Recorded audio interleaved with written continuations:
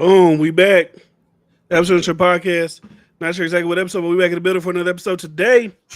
Got a couple things to get into, a lot of things to talk about. So, before we run it up, make sure you go to SoundCloud, Spotify, iTunes, Episode of your podcast. Follow there, subscribe there. Like I always say, for the past 5 episodes, I'm going to start putting it on there. Today is the day I'm going to put the shit on audio version only. But, you know, if you want to watch it live, we do go live. Follow us on social media. You can see when we go live. So, hey, what starts off, man? Good things. What we got? What we got? Same old. I ain't gonna lie. My good thing the same as last week. I'm getting everything in. Should be ready to go. Car detailing next week. All right, bet. If you're in the area, be on the lookout. If you need your car clean, waxed, shined up, nice and pretty, you got a date to go on. Hit my boy B Neil power washing, whatever it's called. I don't know what it be called. But anyways, I do want to address something that happened last week. The podcast did get taken down. Name of the podcast. The last verses, the finale did get taken down. We got a little bit too wild. You know, it's tripping. They gave me 3 warnings. Like, all right, but I gave you a warning. You just kept going. I forgot we was playing some Houston shit. I said, fuck it, run it back, took us down again. If you were here, you know they took us down multiple times. So, if we do end up doing the verses again, it will not be done here. It will not be done here. Because the next one's a strike. Can't upload shit for 7 days. If we do one, you have to follow on Twitch. Because I guess Twitch don't give a fuck. They'll let you do whatever you want to do. Right? So you got to go over there and slide over there to see that. But a lot of things happen. A lot of things transpired so far over the week. I ain't been uploading in a while. So I think it's pretty fresh. A lot of these topics, thoughts, opinions. What do you really want to get into first, man? Got a couple things on the list for this week. I'm really itching to have this conversation. Okay. Who's the alpha in our group leader? I don't think. I was talking to Carl about this. I don't think let me just say like this. People on the outside looking in maybe could point to somebody they would assume is, but for me and my stand, when I look at everybody, I don't see an alpha. I don't see that.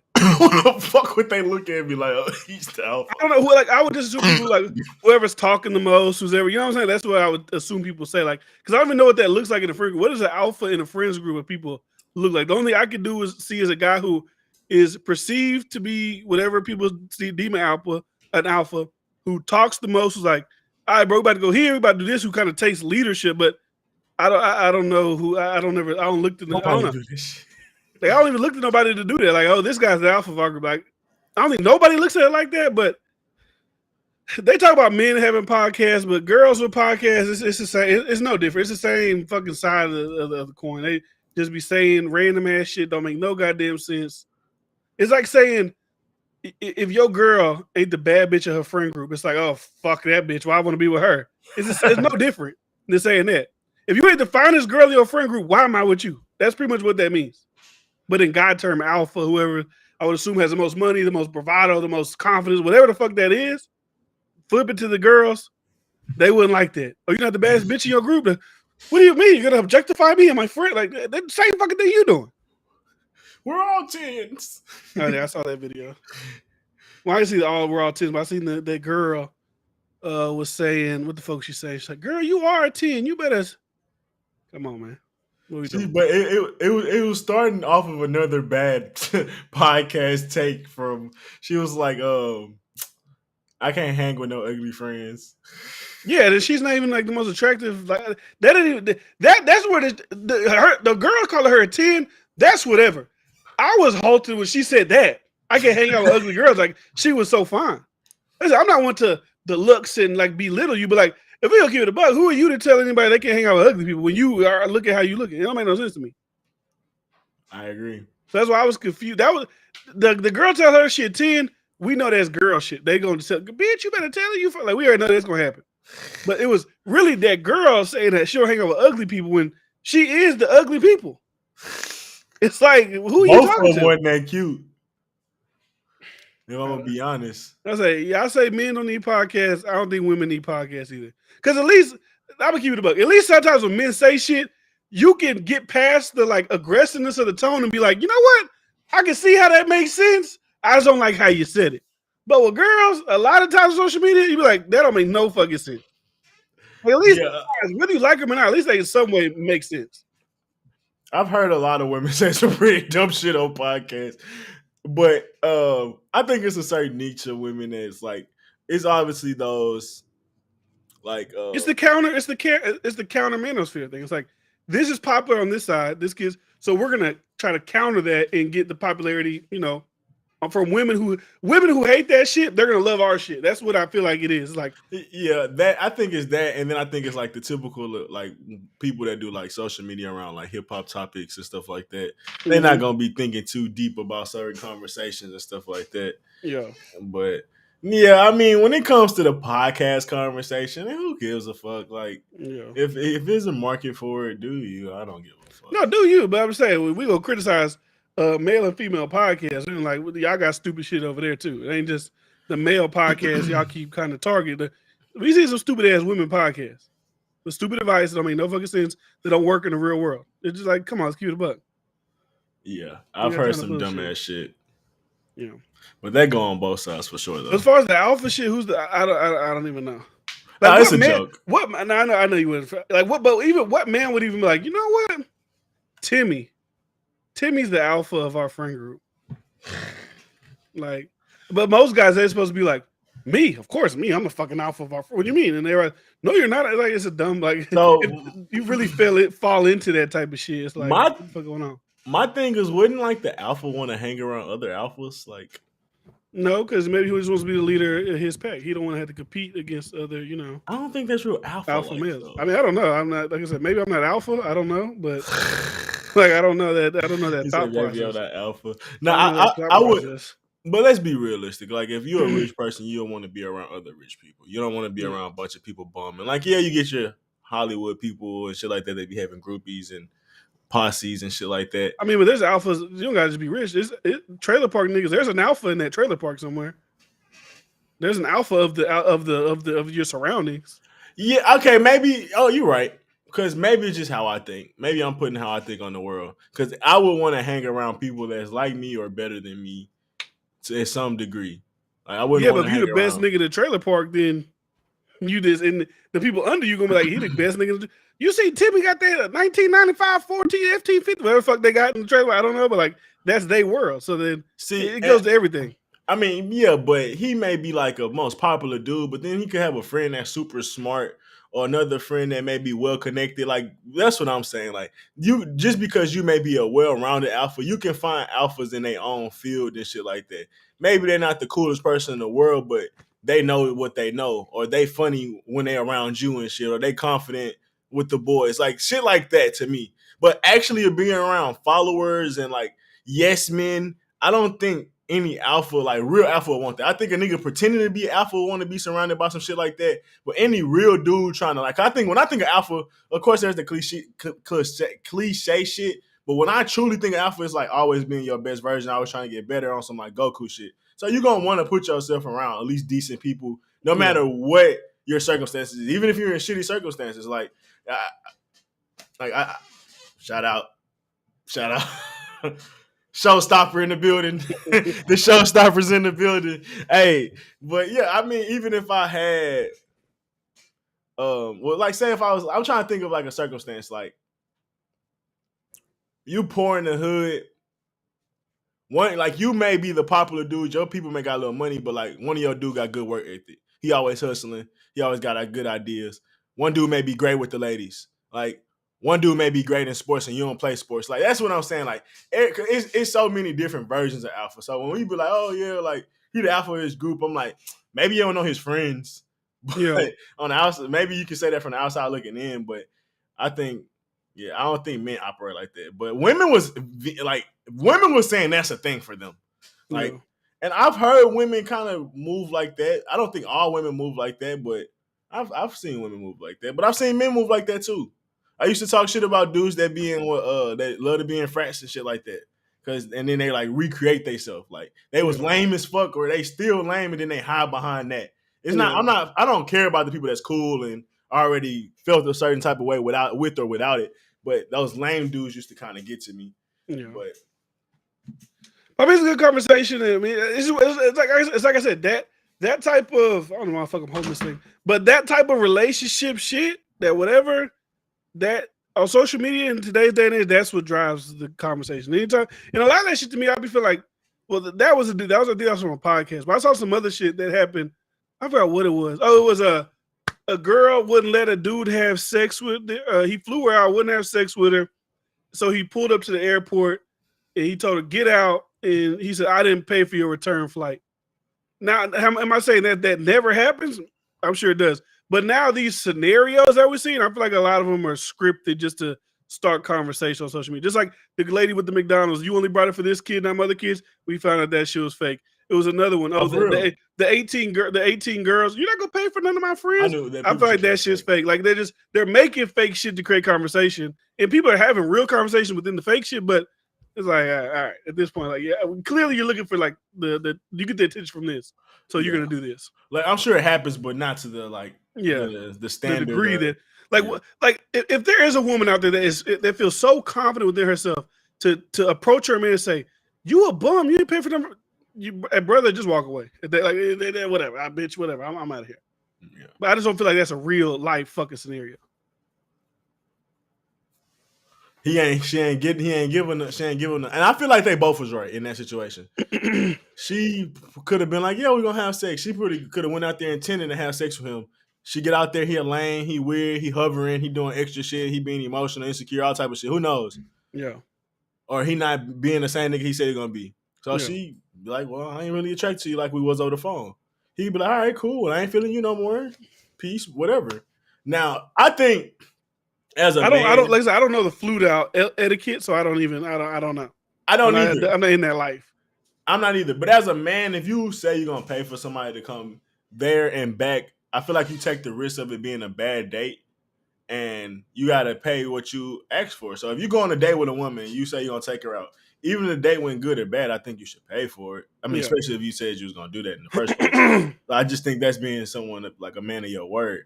Yeah. So I feel like reneging because you got emotional and shit is kind of reflective of why she probably shouldn't even be sleeping with you. Yeah. If that's how you gonna act, because think about it, you don't give a fuck about me. I could be broke. Didn't put that. She don't have to be broke. She couldn't have put that in her budget. Like, oh, I'm doing this on a limb because you said you're gonna take care of me. So you don't give a fuck about her at all on some just because something didn't go your way, and that's a big margin from somebody you're trying to sleep with and maybe try to build a relationship with to then just like kick them to the curb and not like don't even care if they get in the house or safely or shit like that. Essentially, it ain't even the house, but you in a whole other state. I don't give a fuck how you get back home. You ride a bus, hitchhike. I don't give a damn.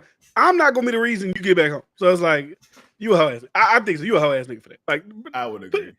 Like if I got the money, especially I'm expending the money to fly people out. Like, I mean, of course, your expectation is obviously to sleep with them. I couldn't imagine spending however much money it is for a plane ticket and not thinking that you're gonna sleep with them. You think you're gonna sleep with a girl? Niggas be taking them to organic. They take them to Cheddar's on the first date, then they're gonna sleep with them. So of course, if I take the time to fly you out, pick you up, get you either a hotel or you stay with me, all this type of shit. Of course, you're gonna expect some type of sexual relationship. If she don't give it to you, you got you a big baller, big budget. Fuck you. Fly your ass back home on Spirit. And like this thing, you can even declassify her flight. Give it a worst fucking flight. Just fly ass back home. At first, bitch, you was United first class. I cancel that. Now your ass gonna fly Spirit. Get the fuck 45. Home. You can do that. Just drop her class. I ain't got no problem with that. Just get it back home. Give her a bus ride. Fuck it. Okay, how you get it back home? But nah, put it back on the plane. Nah, that's you know what I'm saying. Put it back on the bus plane. ride's crazy. Yeah, put a girl on the bus is wild. especially when you know where most buses drop off in America. You go to a bus station in a major city, you already know what the element is outside that bus station most times. Yeah, so get the girl on the Spirit Airline flight, let her get back home. Yeah. But anyways, what else we had? I'm curious too though, but you can't even get a refund for a flight, right? You just only can use it again later. Maybe fuck it. I use the United first class for myself later on. Like you could just get on Spirit. I guess that nigga petty as hell, but that's all I was wondering. But my first instinct when I saw shit like that shit fake. That's like when they're trying to create conversation again. They're trying to get likes. They're trying to get talked about.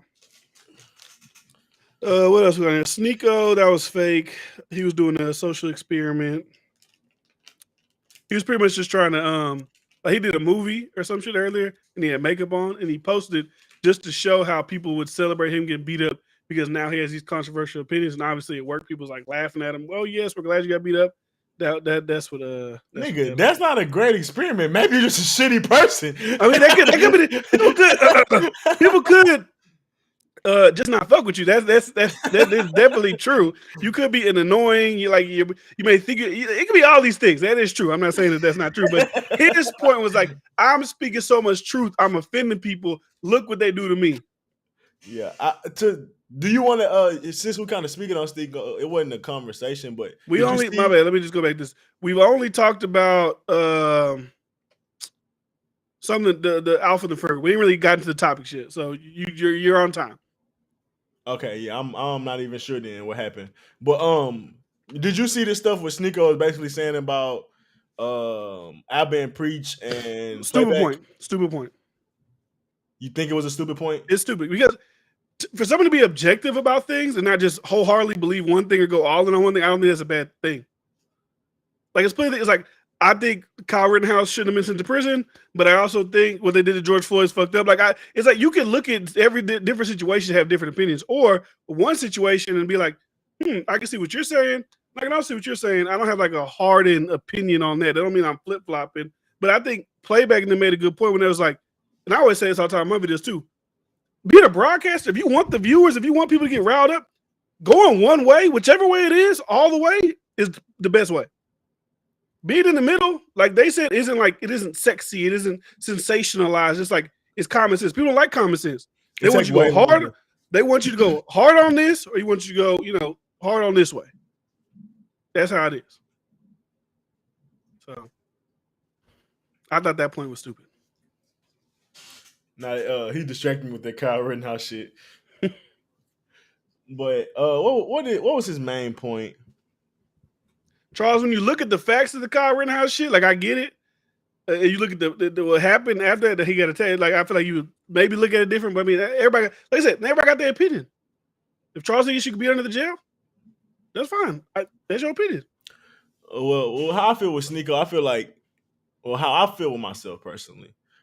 Like if I'm explaining something to you or we're having a conversation and debate and what I'm saying, like you partially agree with, but you're not fully agreeing with, I feel like if I truly feel this way about something, maybe I'm not explaining it thoroughly enough. I don't look at it like that person is biased. You know what I mean? Like if they said they don't agree with anything I said, like Kevin Samuels is completely wrong, Andrew Tate is completely wrong, anything I say is completely wrong, then that's when I'm like, all right, nigga, you're crazy, you're wilding. But if you agree with some of the things I'm saying, or maybe I just chunk it up to religious beliefs or cultural beliefs where we just don't like we won't where you just won't even come to that side. But one thing I think too is like there's a difference between agreeing with and believing in something versus understanding what you're saying. And I think like you do that a lot. It's like you'll be like, I understand what you're saying. Like that makes sense. I wouldn't do that, or I don't believe I'll tell somebody to move like that. And I think that's a big difference too in having a conversation. So I think a lot of people do that as well. And I feel like Sneeko want like, and I be wanting that too. I'd be like, bro, see everything I'm saying. But at some point you have to like, if they can understand you, I think that'd be enough. Like for me. But even in his logic, and I don't really stay on him too long. But even in his logic, if you don't agree with him, you're a bot. Right, that's his thing. Like, you're like you're brainwashed, liberal media. This is that. I get that because there are a lot of people that are like that, and that's what we're gonna really dive into that logic. When we talk about the Tiger Woods shit, but it's also like, brother, if you are this, I was like, if you're hard on either side, I don't really think that makes you a free thinker.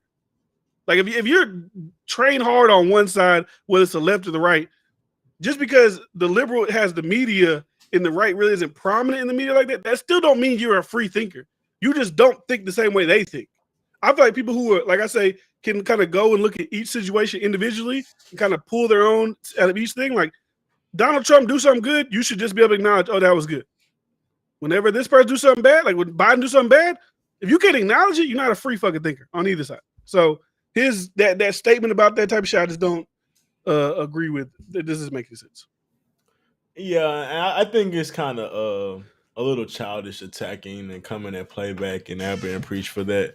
I don't know how young he is, but it comes off as immature for sure. Yeah.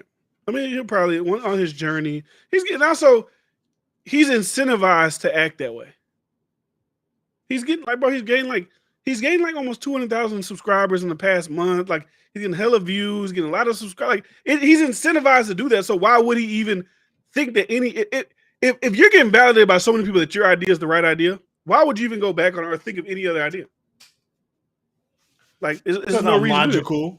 But like that'd be like with me with the whole Tory Lane shit. When I was like, I don't know, did he do it? If I went by what the chat said, I was like, yeah, fuck it, make the Stallions a bitch, fuck her. She's gonna send her to jail. Like, I don't know.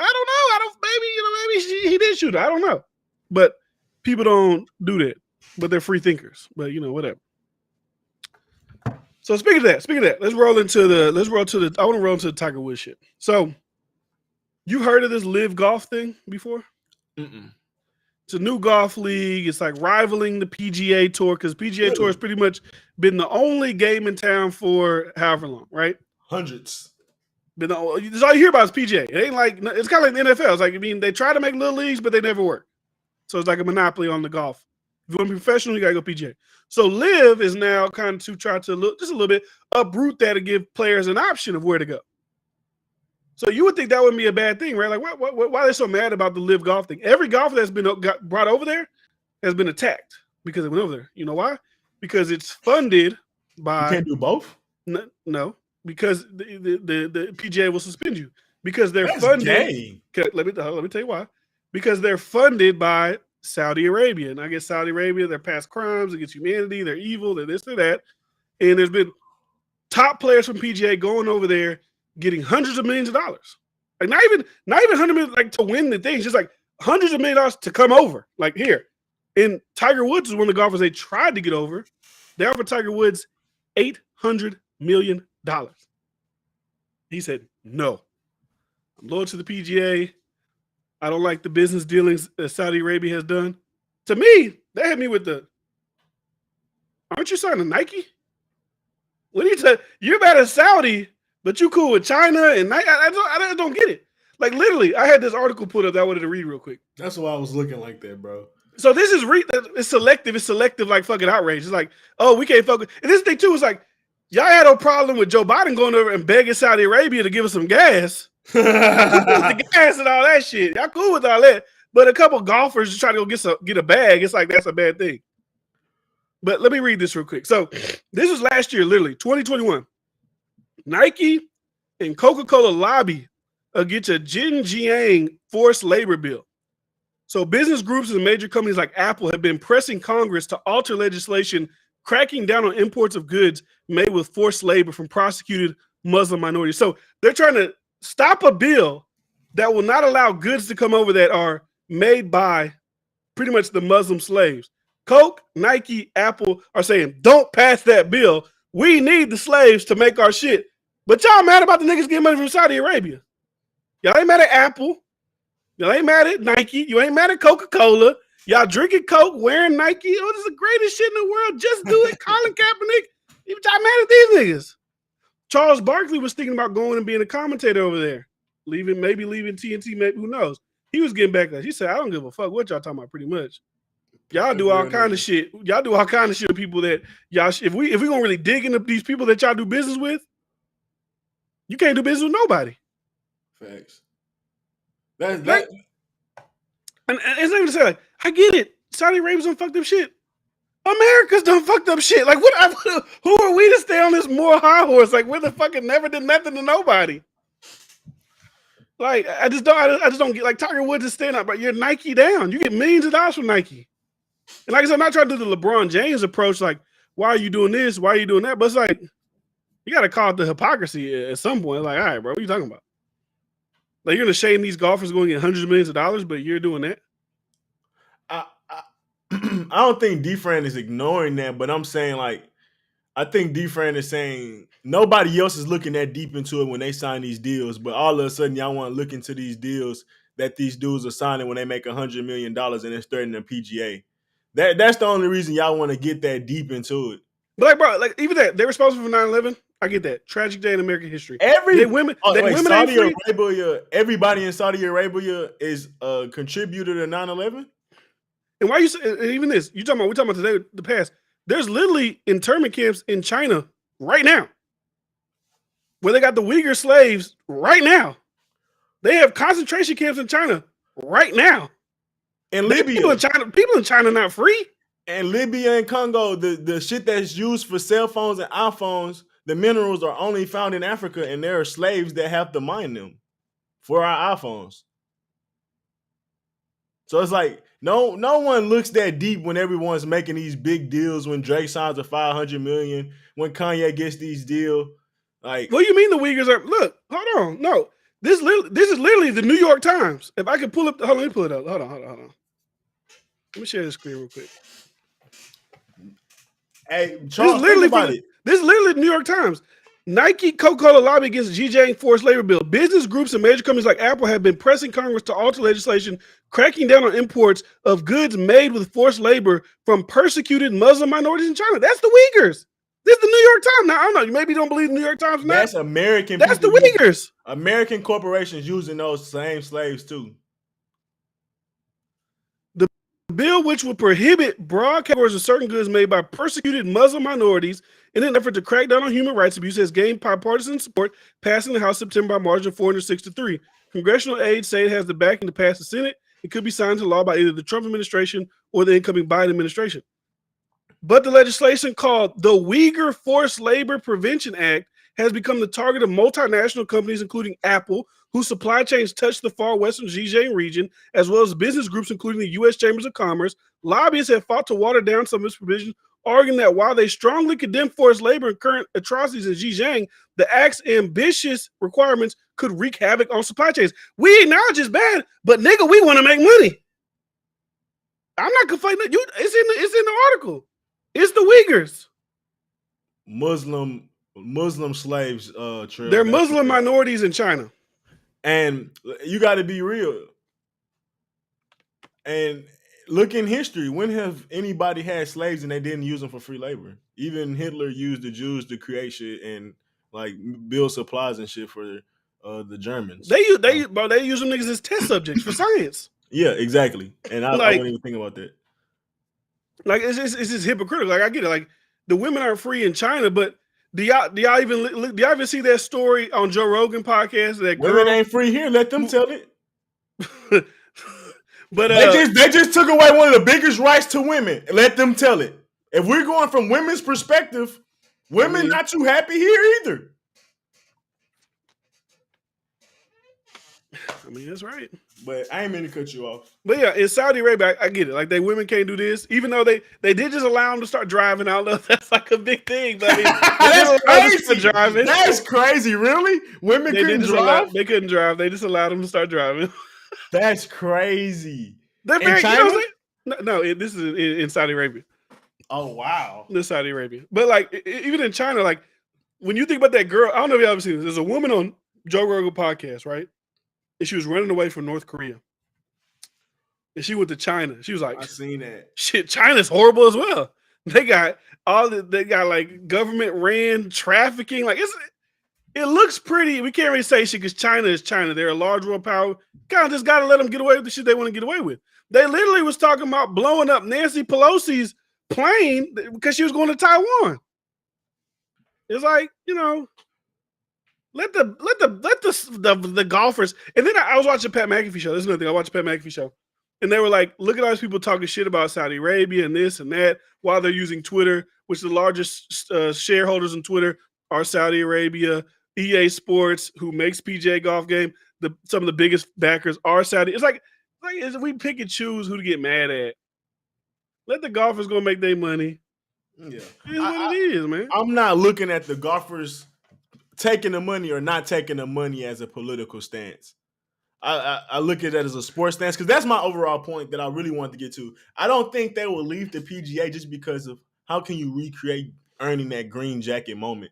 How can you recreate winning a Masters championship? How can you recreate the histories and records that's been set in the PGA? Like, you can't do that. You can't recreate that. Like, yeah, the league will be fun. Maybe the It may pick up with young social media if you do some of the right things, but for the most part, you can't recreate and replace what the PGA has done. And I think that's really why Tiger is not leaving, because he still want to beat he's rich as Mickelson or fuck. whatever. But yeah, he's rich as fuck, but he still had goals in PGA. Like, he's been doubted. Like, he's been told he can't make any more win any more Masters. He already won one recently. That's why I said, fuck that green jacket. You got enough green jackets. No, fuck that green jacket. But at this point, money don't matter. That's what. Yeah, for him, the money don't matter. There was literally a golfer, right, who just competed, and Trump got a lot of backlash about this too, because Trump was talking shit about Saudis. He said Saudis were the reason in 9/11, but then he let Live Golf host the first tournament in America at his golf course. So he was getting his fair share of backlash this week. But there was literally a story. It was a golfer who won this week, right? He won $4 million.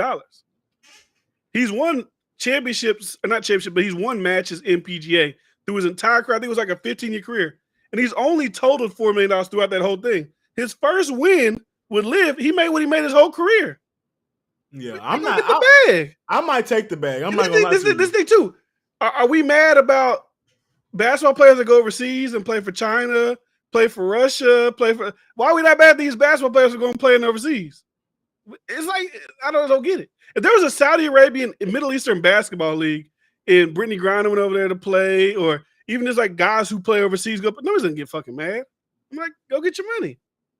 But we pick and choose. Obviously, I get it though. Saudi Arabia did 9/11. A lot of members, nationals from Saudi Arabia did 9/11. Although they moved and were doing their stationary tactics in a different country, but it's whatever. It's whatever. I don't think it's that deep. Now, if you were doing business ties that related to war, if you was doing business deals that was directly reflected to oppression, then yeah, I agree with you. All money ain't good money. But playing a sport inside of a country that's gonna pay you when all countries are virtually corrupt, and you really can't say one is more corrupt than the other. Like, you would be splitting hairs at that point. Yeah. So at that point, I'm not gonna be mad at a golfer for just taking the money. Yeah. At that point, but even then, like, you would think Tiger Woods' legacy with the PGA is worth alone $800 million. Mm-hmm. Like, I'm pretty sure he's already worth that, but even then, I'm sure Phil Mickelson got a lot of shit. Phil Mickelson went to Live. He left PGA, went to Live, but he got $300 million. I'm not mad at either. I'm not mad at either side, honestly. Either way, to me. That's the thing. That's just.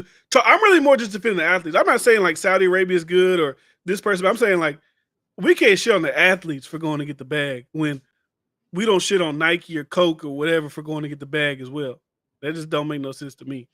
It's directed to anybody in the chat. I'm talking about people obviously on social media who are shitting on these people and doing all this extra shit about it. Yeah, you're despicable. You're horrible. You're this. You're that. All right, don't ever watch your fucking Samsung TV. Where that Samsung TV come from? It's like, come on. And at the end of the day, let's be honest. Most people really don't give a fuck about what's going on in other countries. Even the Uyghurs, they really don't give a fuck what's going on. Like I did that. Most people really don't give a fuck. We talked about that. We talked about something about happening. This was a lot of podcasts ago. Like, what's going on in other places is fucked up. But at the end of the day, do we really give a fuck? Oh, I know what you're talking about. I forgot what it was about, but we don't really give a fuck. You might speak on it, give light, but at the end of the day, people really don't give a fuck. It's like, what can you possibly do? What can I do to save the Uyghurs? God damn it. What can I do to free people that's enslaved? There's nothing I could do besides speak on it, but like, when you think about, so let's say this, bro. Say, I am going to fight to go free these people. You fighting against China. You fighting against Apple. You fighting against Nike. Like, say you going to do it in a good judicial way and you're not even going to fight in a war, right? You're not even going to fight like a physical fight. You trying to do it judicially, right? Yeah. They're going to outfund you. They're going to outlaw you. So it's like, what could you possibly do? They want niggas to be, you remember, I don't know, I think Captain America 1, when he saw all the fucked up shit was going on, he went back home, built the real super suit, and flew his ass back over there, started fucking all that shit up. That's what they want niggas to do. Y'all want me to go home, build a super suit, fly into Libya. I can be honest, Saudi Arabia is fucking up Libya. That is true. But it was with the help or turned a blind eye by the American government. Let's keep it a buck. That's why Libya's so fucked up. They was turning a blind eye, letting them fuck their shit up, letting them cause famines, letting them cause all that type of shit over there. But don't make call that shit out. Come on. Yeah, Tiger a billionaire. I know I wasn't tripping. I knew he had bread. So no, he's bread. Yeah, he's taking another 800 million would make him almost 2 billion. But at this point, bro, who gives a fuck? Man, nah. If I got $1 billion and the nigga offer me 800 million, I'm gonna take the 800 million. He physically has $1 billion, but his worth is phenomenal. Like LeBron, no, he doesn't physically have $1 billion. He's come on. He's accumulated that throughout his career. That's what I'm saying. But even then, he's worth more than that. Like LeBron, he's a billionaire. He's worth more than $1 billion. That's just his assets and his direct brand. But think about how much money the NBA make off of him. They make hundreds of millions of dollars a year off LeBron James. Probably 300 plus million off just LeBron alone. Think about ESPN. Think about all the people that talk about LeBron constantly. They make billions off of this nigga's name. That's so when you talk about how much niggas worth, 800 million. Oh, my bad. That's what I was getting. My bad. I was getting mixed up. Yemen it was Yemen, not Libya. I mean, maybe they fucking up Libya too, but it was Yemen that they was fucking up because they was like cutting off the shipping routes, and they was like, I remember that shit. It was Yemen, not Libya. I mean, they fucked up Libya too, but whatever. Yeah, when you think about that, them boys is heavily breaded. Yeah, and nobody's gonna say nothing because they got the oil. It's like, what can you? It's like, we got the oil, bitch. Like, what are you gonna do? We got the oil. Oh yeah, you can talk shit. You can try to come over and fuck us up, but you ain't got the oil. Hey, big dog, you want to know I had a point to counteract your old point about the oil because I said I ain't had my research. America produced the most oil in the world right now. Right now? Yeah. Is that a fact? If it's not number one, it's top 5. But I'm almost 100% sure it's number 1. Yeah. The top 5 crude oil producers and their percentage shares of crude oil production or United States, 40%. Russia, I don't know the economy of, I guess, the oil, because like if we're producing the most, why are we begging them for oil? I just don't get that point. Like, why are we doing that? No, it don't completely. You would think if you create your own oil, like I would need to ask you for your oil. Like if I'm making my own corn, well, I need to go ask you for your corn if I produce more corn than you produce. No, it's definitely a question. I don't think it completely like dismisses what you said and say, it's oh cheaper. Yeah. So like I said, but do you think it would be cheaper for me to just buy it from them than me to produce it? Yeah, when you think about, I guess. And I mean, why use your resources and stuff like that? Like, yeah. I get a bunch of that, but that's all I was saying. We was arguing about prices and why shit high. I was watching a documentary about Africa, now because it was about Saudi Arabia too, and how Saudi Arabia was able to like use their resources to become one of the most wealthiest families. I think they're saying the entire Saudi royal family is worth like $2 trillion. There's like Africa hasn't been able to really tap into their resources. If Africa was able to tap into their resources, they would be the most wealthiest continent, like in the world. Wouldn't even be close. Like if they were able to tap in and own their resources, like the Saudi government and all of them are able to own their oil, Africa will be the most wealthy continent in the world. Yeah, I mean that's why they killed Gaddafi and so many other people that's been trying to do the damn thing over there, but. Yeah, they're getting killed by Asia. Trey, you be saying some bullshit, but you be paying attention. China's infiltrating that shit. China's taking away the shit. This is what China does. China gives you money, and then when you can't pay it back, they take over your shit. That's what they do. They kind of give you, oh yeah, you want to build a dock for $100 million? Here. Oh, you can't pay it back? Well, we'll just take over that. They just slowly, But they China pimping out everybody. They pimped out America. You know how much money we owe them? They go, we are a bitch that's gonna get pimp slapped anytime they get mad at us. Because what can we say to them?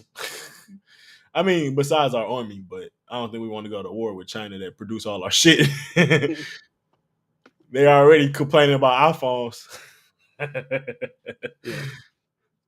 But I mean, that's really the Tiger Woods live golf. It's because it just keeps coming up. Like new things keep popping up. Like I think Charles Barkley was like a week and a half ago, and he was getting a little backlash, and then the guy who runs Live Golf said, we offer Tiger $700 million.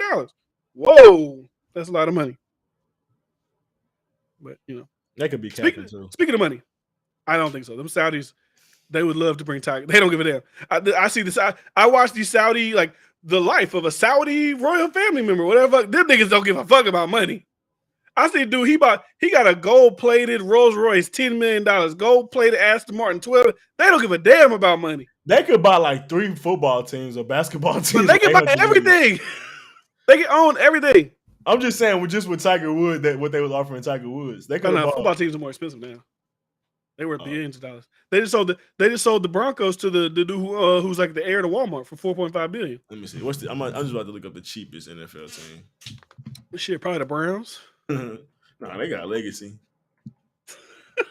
They dog shit though. Cincinnati Bengals, the cheapest franchise, $2 billion. Come on, Charles. Let's put it on the Bengals, man. I know you got it. Come on.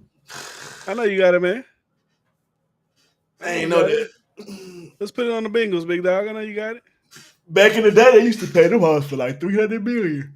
Yeah, for sure. I think Mark Cuban bought the Mavericks for like $400 million, something like that. $300 million. Them niggas made crazy money off that flip. But yeah. Anyway, speaking of football, we can get into if we want to get into football shit.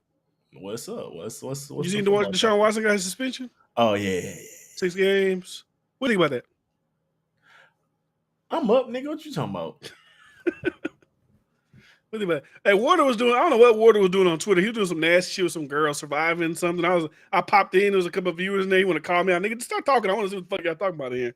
But anyways, how I feel about it, I don't know enough to actually have a solid opinion, but apparently the judge feel like he should have got more time than what they give him, but apparently from the league rules and what she can give him, she only could give him 6 months. 6 games. Well, yeah, 6 games, my bad. To me, people was getting mad and trying to compare him to like Josh Gordon, which is a repeated offender. Like they was trying to compare the time to him. I'm like, well, he offended like 4 or 5 different times, so that's why that accumulated to that much. Then the other dude that got Josh Gordon, because they was comparing his time. The other dude got caught with gambling for a year, which I understand that. Like that's kind of crazy if you don't give him a year. But it's like, I think that's crazy because like it isn't like, and I could be wrong about this, but I think he bet on that himself. Like, so it's not like I'm like, it ain't like when the players like, I'm gonna bet against and I'm gonna make us lose. I'm betting we gonna win. Why I can't do that? I think it's more just indicative of like they trying to set an example. Like they don't want any type. You don't do no gambling. I mean, I get it, but because then people start doing the we're gonna lose and I overthrow him for the last touchdown. Like I get it. Yeah, and there's $100 million. There's some big money in there. Yeah, there's some real big money in that type of shit. So, my last point is more of about if he didn't get criminally charged, I understand how he affected the brand of the NFL. He affected the brand by the decisions he made, whether it was intentional or unintentional, whatever he was doing. Yeah. Even if it wasn't illegal, the fact that you drew this much heat, I can understand you getting suspended for that. So for that alone, him only getting suspended for 6 months and still getting a guaranteed contract, it's like a slap on the wrist. And I think it's fine if he didn't do the shit. Yeah. But even if he had 200 fucking what's the names in, some of them was a little freaky that he paid and they was fine with it, and some of them wasn't. The fact that they got out, even if it was legal. This is what I think about. I think the numbers were staggering. Like 66, like I don't know about the accusations, but when they named how many masseuses he's seen over 18 months, 66 masseuses over 18 months, brother, you couldn't find one that's just like, what I'm saying, hey, because you can even just find one in each city if you're going to be flying around the world, but I doubt he's finding every city. That looks a little crazy. Well, what was he doing? Exactly. Well, when you think about that, as an athlete getting 66 masseuses is not that crazy. If he getting a massage, he ain't got not one that's good. But I mean, if that's not a must though. I don't think you're crazy. To 50 different barbers. But I think a masseuse is a little different. If you're an athlete and you get that person will do my body right after a workout, I would assume you would find that person that get your body right. So my context to clarify what I'm trying to say, because I didn't finish. I'm saying is if he was going to different cities and states when traveling and getting masseuses during the season and stuff like that, I understand what difference saying. I'm not disagreeing with that. But I can see how he could just call somebody or he have an assistant that just, hey, like, give me a masseuse. I don't care. I can see that happening. And each city, you travel, whatever, you may get 2 or 3 a city. I can understand that maybe. Is it crazy? Maybe, maybe not. Honestly, I really don't think it's that crazy. Should he find just one? Yeah, if it was the same city, if all 66 was in the same city, I think that's crazy. But if they were spread out across the country, they're doing football season, I don't know. I don't think it is as crazy. But you had another question besides that? No, I was reading. I was trying to see what did he do. Well, they said he started asking for sexual favors and shit like that. Or he implied sexual favors and stuff like that. So in 2 of the cases where I'm reading this, Watson was said in both cases to have pressured women to perform oral sex during massages and was accused in one of them of also having grabbed a woman's butt and vagina. The civil suits allege that Watson engaged in a pattern of lewd behavior with women hired to provide personal services, coercing them to touch him in a sexual manner, exposing himself to women he'd hired for massages, or moving his body in ways to force them to touch his penis. Oh yeah, we talk about this weird shit, right?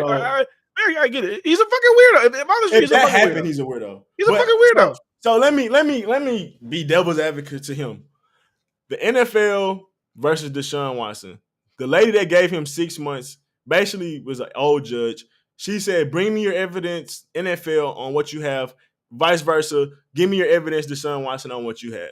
They brought 4 victims' cases up to that lady for her to judge the 6 months. I know she said she would have gave him a year, but let's be real. If he would have did any of the shit that they're saying, he would have been suspended indefinitely. It wouldn't even be up for question that it's a year. So when they brought him 4, that kind of, why did they only bring up 4? That's big to me because we know that people get, once they find out some shit, oh, this is a certain thing. A lot of people lying. A lot of people may not even got him, may not even gave him a masseuse. So 66 is probably more like 40, maybe even 30. Because we've seen this happen. A lot of people start jumping on the bandwagon of saying, to be fair, out of the 66, only 24 actually said something. So that's kind of to my point? Yeah, I would assume if the other 40... if the other 42 didn't say nothing, then maybe for those 42 he was just getting a massage, and the other 24 he was possibly doing whatever. Yeah, and so to me, why didn't they bring up half of that 24? Why didn't they bring up all of the 24? Why would he only be up for a suspension from anywhere to 6 months to a year? Because no one's saying he should be suspended for 2 years, or no one's saying he should be suspended indefinitely. It's a year. So if he really did what they're saying, that don't even make sense to me. Those are my arguments to him or for him. So you bring up 4 people, and that's not enough to get him out the league. If that wasn't enough, why not bring 5? Why not bring 6? Why not bring the whole 24? Because at some point, she got to be like, nah, that's crazy. But obviously, they didn't have enough evidence because no way in hell he gets, because this is not the first investigation, by the way. He had very thorough investigations go on before he even got a guaranteed contract. 2 or 3 different times. Niggas roasting your ass. Niggas said argument's weak. How is it a weak argument when a nigga got a guaranteed contract and only got suspended for 6 months and they're not finding him? What are you talking about? Be realistic. They did an investigation when this shit was going on. Well, a little bit after the shit was going on. They did an investigation when he was going to get signed, because the Browns had to do an investigation and be like, do we really want to sign this nigga? So the Browns had to do it. And the NFL had to re-go over all their shit before they gave him a guaranteed contract. He's the first nigga to get a guaranteed contract. Like, y'all not understanding the significance of that. That maybe y'all don't know the NFL. Nigga got the biggest contract of all time, and it was guaranteed fully.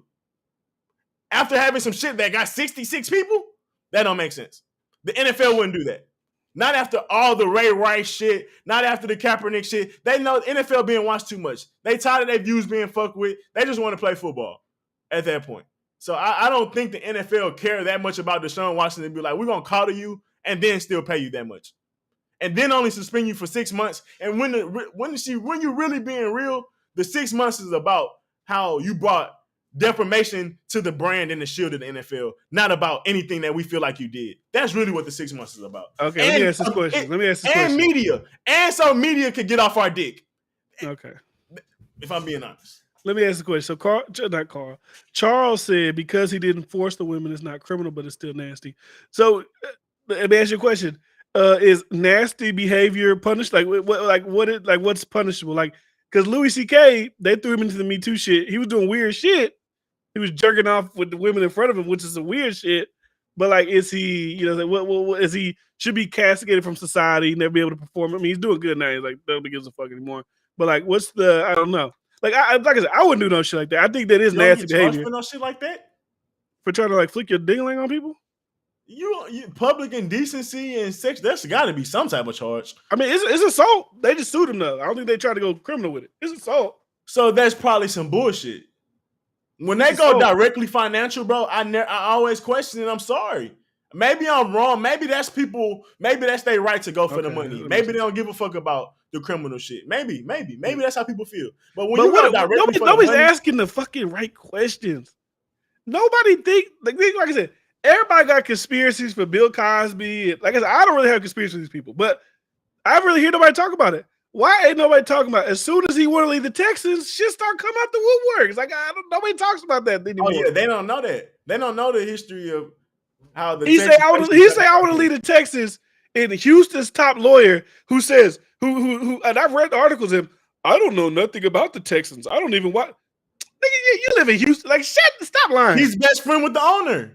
Well, I don't think he's best friends with him, but they live in the same neighborhood. They're rich. They be around the same people. He literally put up 10 billboards all over Houston saying Texans draft Johnny Manziel. That was 2014. Don't act like you don't know shit about football at Texans when you like that. That looks sketchy to me. Blake talked about it. He said that the owner or GM is connected with that dude. Well, I don't know. I'm just going about him dispelling. He said he don't know these people. I mean, obviously he capping. You know. But and then he was taking a lot of the high profile cases, similar shit that we see in the movies, like, hey, we're gonna convict this dude, use him as a launching point for our career. We're gonna set an example, just how that lady's doing in Atlanta. Whether it's justified or not. I didn't say they never talked about it. I said, why are people still not talking about it? That's what I said. Yeah. Obviously, when it first happened, people was like, whoa, the Texans, like, I'm not an idiot. Why are they still not talking about it? Why is that not being looked into a little bit? Because does that not seem convenient? Like I said, I'm not saying he didn't do these things, but my thing is saying it's like this thing. It's like what Bryce says about the humiliation rituals, right? With fraternities and shit. You do shit on them, you piss on them, make him eat nut pizza or whatever the fuck he says they do. Take pictures of it. I got some on you. How we know the Texans didn't know all this shit already? They were just holding it, and then I want to leave. That's what I'm talking about the Texans. Oh, like they probably knew about all this shit, and then now, like, oh, you don't want to play for here no more? That's what they Unleash said. the beast. That's what I'm saying. Said. That's what they said happened. To me, you want to know what I really think happened with the whole guaranteed money, and I haven't heard this from anybody. It's just my assumptions. Like, it's not really based on too much fact. I feel like the Texans fucked up by not playing him, by like whatever. They did something wrong, and they just how they gave Kaepernick hush money, they gave him preemptive hush money before shit could even get out. We're gonna give you a guaranteed contract. Hey, you may have to get, this 6 months, whatever. I think there's some behind closed door shit that happened with Deshaun Watson and his career with the Texans that won't be ever come out similar to. Well, the Browns gave the money, not the Texans. I know that, but the NFL signs off on a guaranteed contract, like point blank period. I feel like that's a deal made by the Texans. Like, we're going to get you out of the Houston. We're going to make things right. We're going to give you a guaranteed contract. Don't speak on whatever happened here in Houston, Texas. We can't, whatever, even if he did do it, maybe he did do it. Whatever the fuck happened here can't get out. But I don't think if he did it, they'll just crash him and burn him. They'll say he's crazy. They'll say he's lying. They were outlawing him. I feel like if he really had did it, they wouldn't be trying to like protect him. And even if he did know some shit, you know what I mean? I feel like they'll go the route of like, what does he fucking know? He's lying. What proof does he have? They're going to cover the shit up. I think that's the approach they would do. But I feel like he really didn't have shit going on. And NFL was like, hey, let's get in front of this. Who has no leverage or choice? The Browns can say we don't want Deshaun Watson. They didn't have to sign him. They didn't have to do like the Browns aren't complicit in whatever conspiracy we're talking about is cooked up with the Texans and Deshaun Watson. I don't think it's a conspiracy with the Texans and Deshaun Watson. I think it's the NFL saying we're going to get you somewhere and make it right. Maybe he didn't pick the Browns. Maybe Browns were just one of the teams that could sign him. But they was like, hey, we're going to also get you this deal, though. I'm more focused on the deal. Where he landed, that could have just been NFL business. The Cleveland could have been over Baker Mayfield, and they got the money to sign him. That could have been natural. But the money he got signed and how big that was and the fact that it was guaranteed, I feel like that came directly down from the NFL. Because we never seen that before. And we didn't see this happen with the perfect model citizen or NFL player. It didn't happen with Peyton Manning. It didn't happen with Tom Brady. You would think Patrick Mahomes would be the fully guaranteed guy. And Deshaun Watson was like that before this shit happened, but after all of that shit happened, he gets that. But not even weird. That. Deshaun Watson was good, but he ain't take you to Super Bowls and shit like that yet. He get you to the playoffs. Though you can say Texas squad ain't as good as the Chiefs. Maybe if he was playing for the Chiefs, he would have whatever. But like Patrick Mahomes actually has won Super Bowls, took y'all to Super Bowls, and he got $500 million. He can't really complain, but his shit ain't fully guaranteed. Yeah, you know. But this thing too, people talk shit about the Browns, the NFL, whatever. If Deshaun wins the Super Bowl, there's gonna always be a stain on him. But eventually, like everything else, people probably ain't really gonna give a fuck. Yeah, I mean, Big Ben, and it's been, even Peyton Manning has some, that's my favorite player. He got some allegations that happened in Tennessee that supposedly got covered up. That could be a lie, it could be truthful. And that's happened with many players throughout. So could Deshaun Watson have done that and the NFL just don't give a fuck like normal? Because I remember it's a kicker that no one talked about that beat the fuck out of his girlfriend or some shit. No, he was like an offensive lineman. Okay. Well, that's because he was a no-name player. I mean, he got suspended and shit, and I think he got kicked out of the NFL. But like, as far as media, he ain't a big name, you know. So you can't even blame the NFL for that. They did what they had to do with that. So I can't even use that point. But yeah, I mean, you could think it's a big scandal and cover up. I just don't think the NFL taking that risk, bro. Why would they keep that nigga? Why would they keep him in the league, bro? They get dudes out the league for weed. They get dudes out the league for way less. Like they get niggas out the league from taking the knee. I saw Angela Rock going after Watson. That chick is so nasty. I mean, she's a Democrat, a tech dog. I mean, I agree with this. Like, I pretty much agree with most people say. Like certain points people say. Maybe I'm just agreeable. I don't know. Agree or understand? I didn't see what she said about Deshaun Watson. I mean, there might be some things like she has like some points like how to make the black community better that I would probably agree with.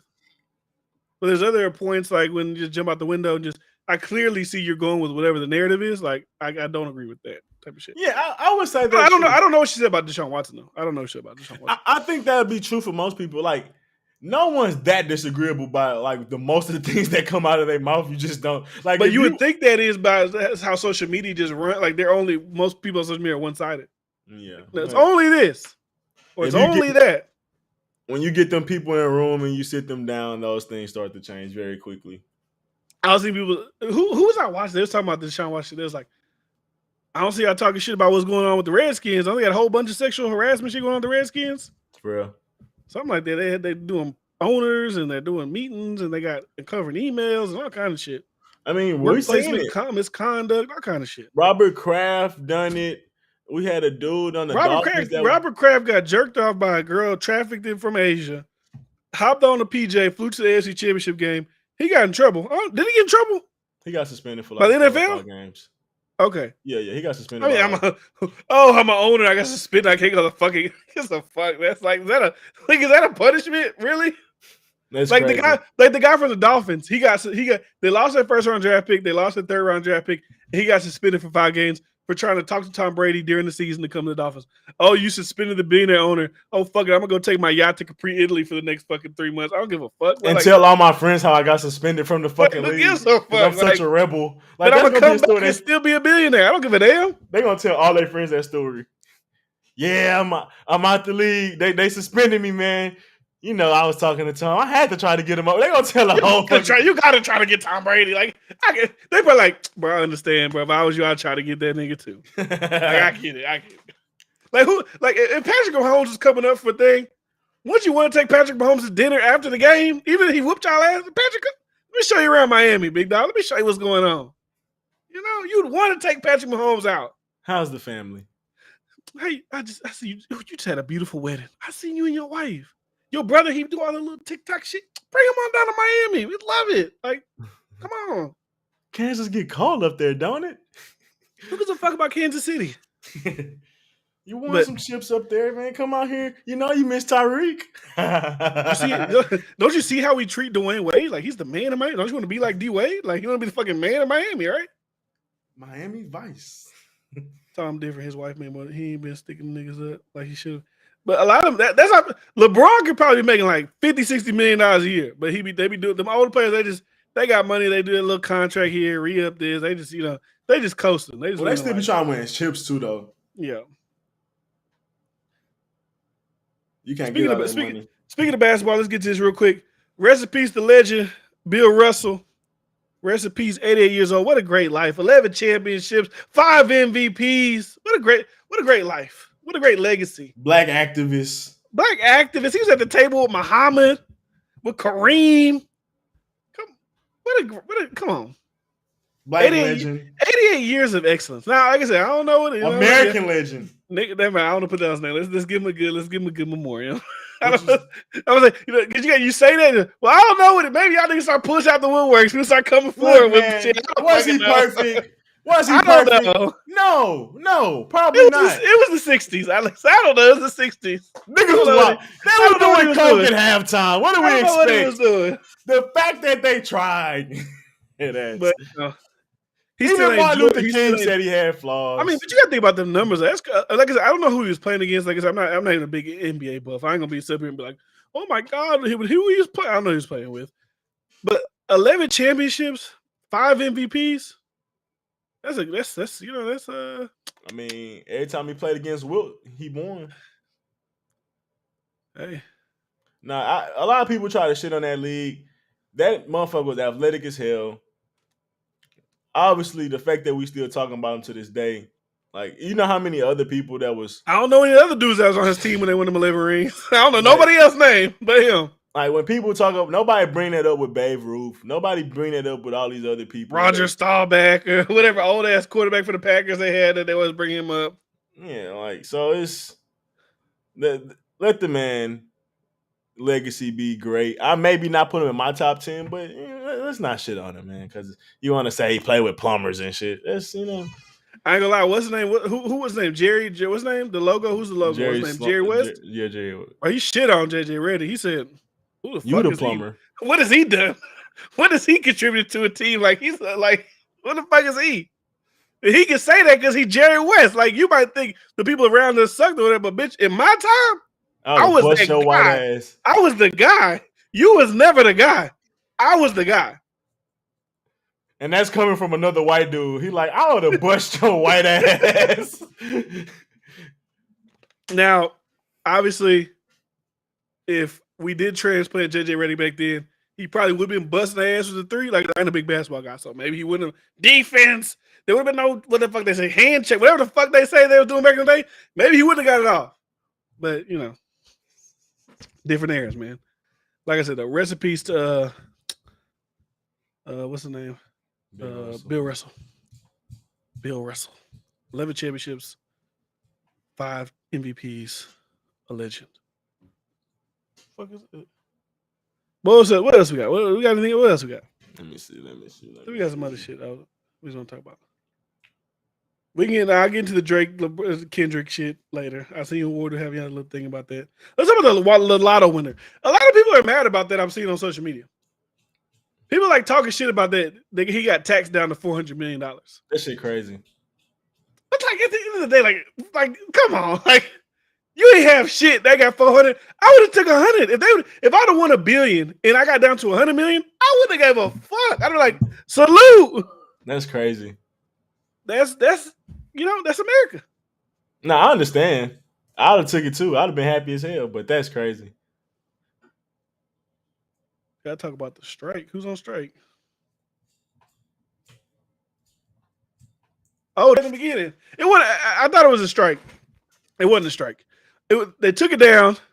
Y'all was here last time. We was getting a little too rowdy, a little too many drinks, a little bit too much of that Bel Air Rosé, playing the music. They took us down. We said, "Fuck that. Let's chill." They brought us back up. Fuck it. Play the music again. They took it down again. Third time, they took that bitch down. Gave me an email. You have been community guidelines.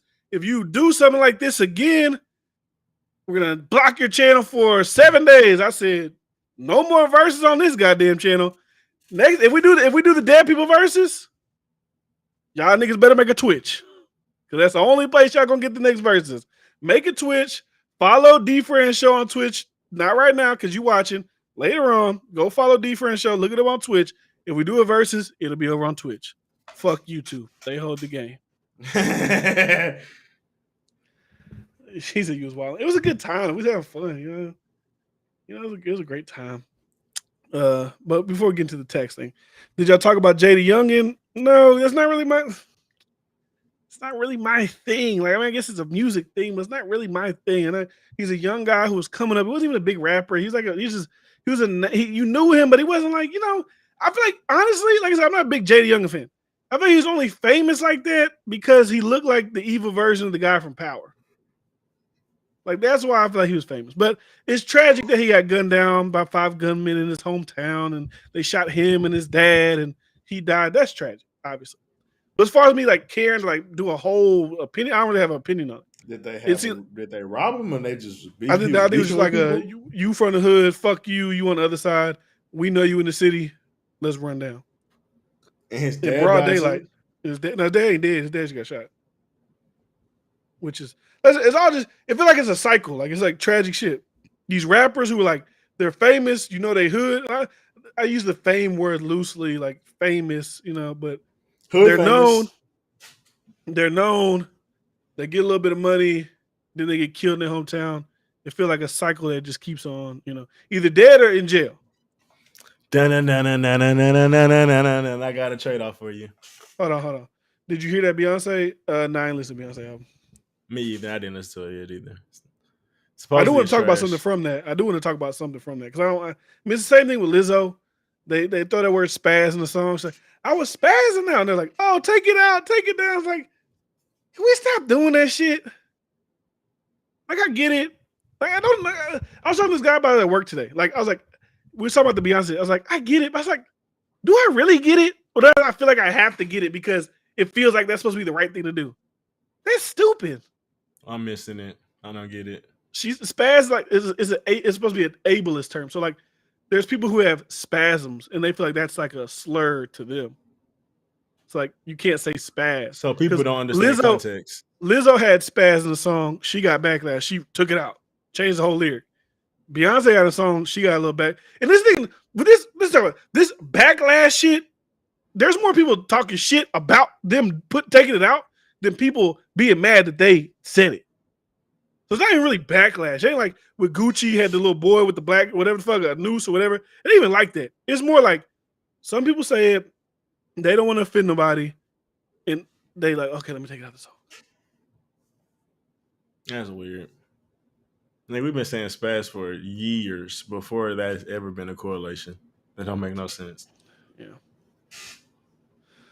It was like, I got a back spasm. Oh, he's spazzing. Like if a dude start rapping on a freestyle, like, damn, he's spazzing. Shit. Like, I'm not talking shit about you. Come on, like, what we doing? Who's ever said that to somebody spazzing? Like a person who actually has a disability. Like, dude, what a spaz. Like, come on. I don't know. It's the world we live in today, man. Everybody. Monica Lewinsky came out. She said something. You know who Monica Lewinsky is, right? Yeah. You was sucking out Bill Clinton. Yeah. She said, well, shit, Beyonce taking shit out. How you had that Monica Lewinsky line in Partition, I need you to take that shit out too. Don't use my name as a dick sucking fucking, synonymous with dick sucking. I don't want my name in that song either. That would make more sense to me. Because, like, you using my name, I was sucking this dick. But hold on. Don't clip that. Don't clip that. Use that as a thing. That shit was crazy.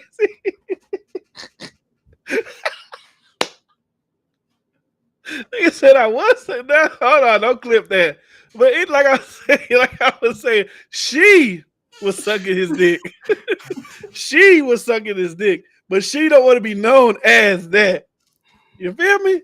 That nigga said that shit passionately. Well, I was sucking it, not me, Monica. Monica was sucking dick. Like, you try to convince somebody. Jesus, I need some water. No, but I was just gonna ask a trade off, but it's not even really a trade off. It's just an interesting question. Okay, shoot. It's being hood famous or moderately famous and having your 1 minute of fame, something that most people will never have, worth it if you die young? Do Is you being think hood famous worth it or being famous famous? a little bit of both? Like even if it's not famous for a long time, even if it's not like the star famous, but So these are the correlations. Would you rather be hood famous for a little bit or like just a regular person for a long time? Is essentially that the two? good famous or moderately famous, but even real famous, but you basically succumb to death because of your fame, essentially. I would rather be regular, you know, and live a long life than be famous and then die at 22. Because especially in today's society, like Tupac and them, they died. They was 24, 25. They was young. We still remember them.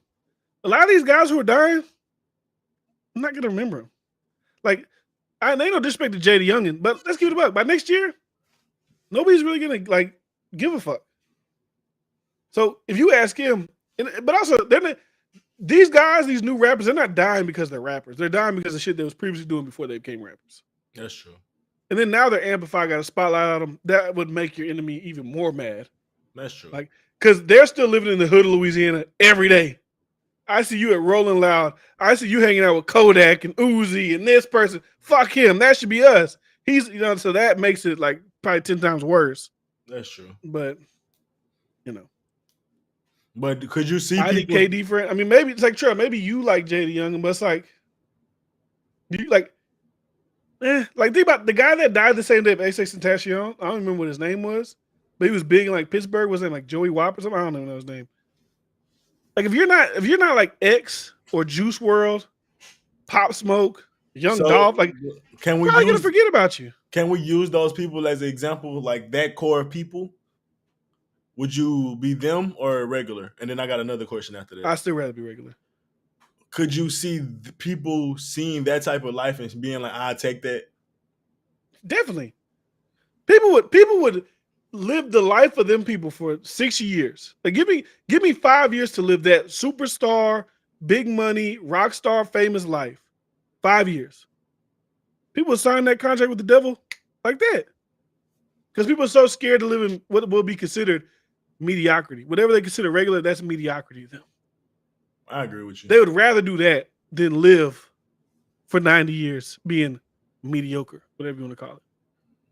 That's what now, they if you ask subconsciously me, do. Besides Michael Jackson, maybe touching people or whatever, I can see how if you want to tell me from 20 years old, that let's say from 20 to 40, if I wanted to be Michael Jackson or live to be 20 to 80 and be like a nigga who worked as a teacher for that year, I might pick being Michael Jackson for those 20 years. That's yeah. So to go broader, I might be Michael Jackson for 20 years. Except for all the, obviously all the other shit. Yeah. I'll be me, but as famous as Michael Jackson, living that type of life for 20 years. What year Elvis died? Like 50 something? 50? I think he was young too. Not young, like 20, but like a Luther Vandross, like you'll take that 60 something. Elvis died when he was 42 years old. You'll take that? When did he become famous? I don't know. Sure. I mean, that's legendary shit. I don't know. It's like, because I don't want to die. I do feel like dying is worth more than whatever. But you also have to think of like, would you rather live 20 years? Like, I think this is a better question. Like, not even a better question, but like, would you rather have 20 years filled with excitement, freedom, experiences, or 60 years of just, 9 to 5 life every day? That's crazy when you put that 9 to 5 in there. Because I wouldn't think about working all 80 years. Let's say, would you rather do that or would you rather live 20 years of experiences, doing this, flying around the world, people screaming your name, having all the money, driving all the cars, eating all the good food, living all the big houses for 20 years? Or would you rather live regular for 60? So selfishly, my answer would be yes, because it's like once you see all of life, once you do all of that, what more can you see? But then you think about family, longevity, and then even think about like technology and like how humanity can keep growing outside of those 20 years that you might miss. It's like you could miss big things potentially. Even when you throw family into shit like that, I want to live forever. Yeah. Like, I want to be around my kids forever. I want to be my wife forever. Like, I mean, I know it's not possible, but Yeah, I mean, it's possible, but in this life, maybe not. But It don't. spiritually, for sure. But you're gonna do that at 4. It don't take 20 to do that. I'm taking the 60. Um, like I said, even with Charles, I don't even know Charles's life. We know he got money. I don't know how long you've had money. But you talking about, I played Marvel and you said the girl in the Rari. You saying these things that sound fancy. I remember when we first ever got on this thing, we was on a random stream, was looking at houses. You said your budget was $5 million. There's a lot of people that would rather have your life for 4 years than live what they would assume their life is going to be at for the rest of their life. That's just the facts of people. It's kind of sad though when you really think about it. No, it's sad. Like you would bypass family, living longevity with your family, your friends as a regular life. But that's just essentially the world.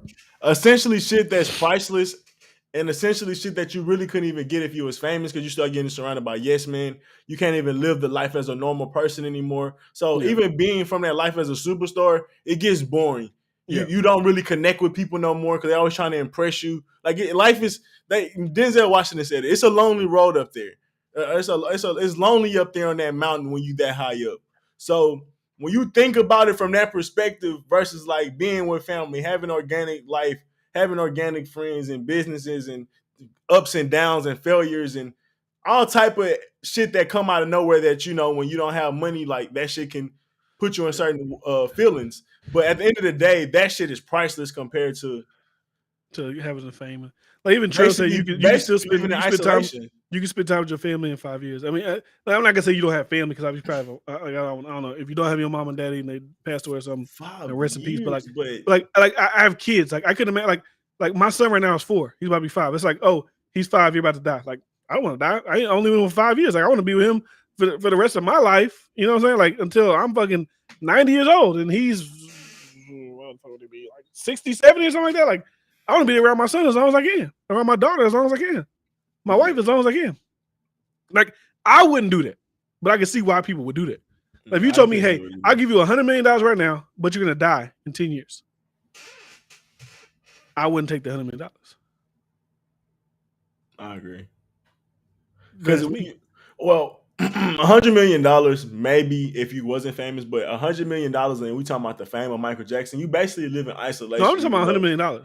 Yeah, well, I'm talking. I understand that, but we were talking about connected to the fame and shit. You know what I mean? Yeah. So when you talk about somebody being like Michael Jackson, you think about their lifestyle. You live in isolation, bro. Like, you surrounded by a bunch of people that really don't ever understand you or feel you, type shit. And that shit gets like, you feel lonely, bro. So that alone shows like your family don't look. Nobody looks at you as the same, bro. Nobody bro, it's different, and I don't think a lot of people understand that. They don't. So it's not even close when you compare that type of lifestyle.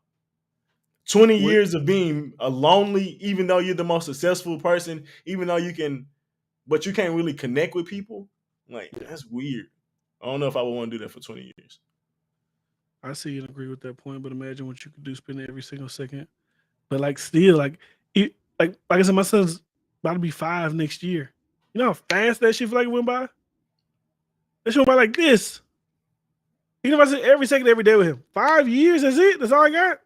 Come on. And be real, like I get having the fame and shit, but you get tired of that shit. Being on the road all the time, you want to be at home, you want to relax, you want to chill. Like a lot of shit, bro, when it come down to it, even when you rich, you're going to go back to being simple. You're going to do shit that you always wanted to do as a kid. You're going to go back and do shit you wanted to do as a teenager. You're going to go back and do shit that you wanted to do as when you was a young adult. You're going to go back to do simple shit. So when I think about it, it's like a lot of times you just revert back to doing it, but you can finance it now. So that's the only thing I really think is different about being rich. But when you talk about having to die and you can't no longer have those things as a cap on it, that shit's no longer as valuable. Yeah. And even, I don't want to respond to this, like 24/7 for 5 years, real talk equals 25, 30 years. I mean, no, it doesn't. Like, that's like saying, would you rather, this is like what you're saying. Even in, I want to put this on my kid. Like, anybody's kid. Let's say a random guy and his random son. He's born. Hey, guy, you're going to get to spend 5 years with your son every day, all day, however much time you want. But when he's 5 years old, he's going to die. Or 25 to 30 years, you got to still work, do your daily duty, but he gets to live to be 30. He's experienced life. I'm not just selfishly, I got to think about his life. I want my son to just live till 5. I wouldn't be 25, 30, live his life. And Trey, like you gotta think about the context of what you're saying. So you That didn't make spend sense. 5 years with them 24/7, they're still only 10. Like, nigga, imagine how they're gonna be when they're 18, 19, 20 years old. You will never be able to encapsulate spending 24/7 and get that experience in that 5 years. It's just impossible. Yeah.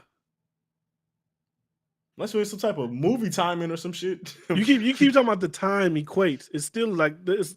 To be honest, it's a dumb point. Like to say like, oh, because I'm not with him for every waking second, but I still want him as a person to be able to experience 16, 17, 18, 19, 20, 20. Like, it ain't just about me. It's about them too. So I'm like, oh, let me just cap it off 5 years. You know. Yeah, I think selfishly, and I think it's short-sighted selfishly, you'll take that. But bro, it's so much stuff that you're gonna miss out on. Like, even after that 20 years, like, I don't know. Yeah. But that's a good little, you know. I don't know, I wouldn't do it. But you know. Different strokes, different folks. What we got? Deshaun Watson, Tiger Woods. Oh, get back to the lottery.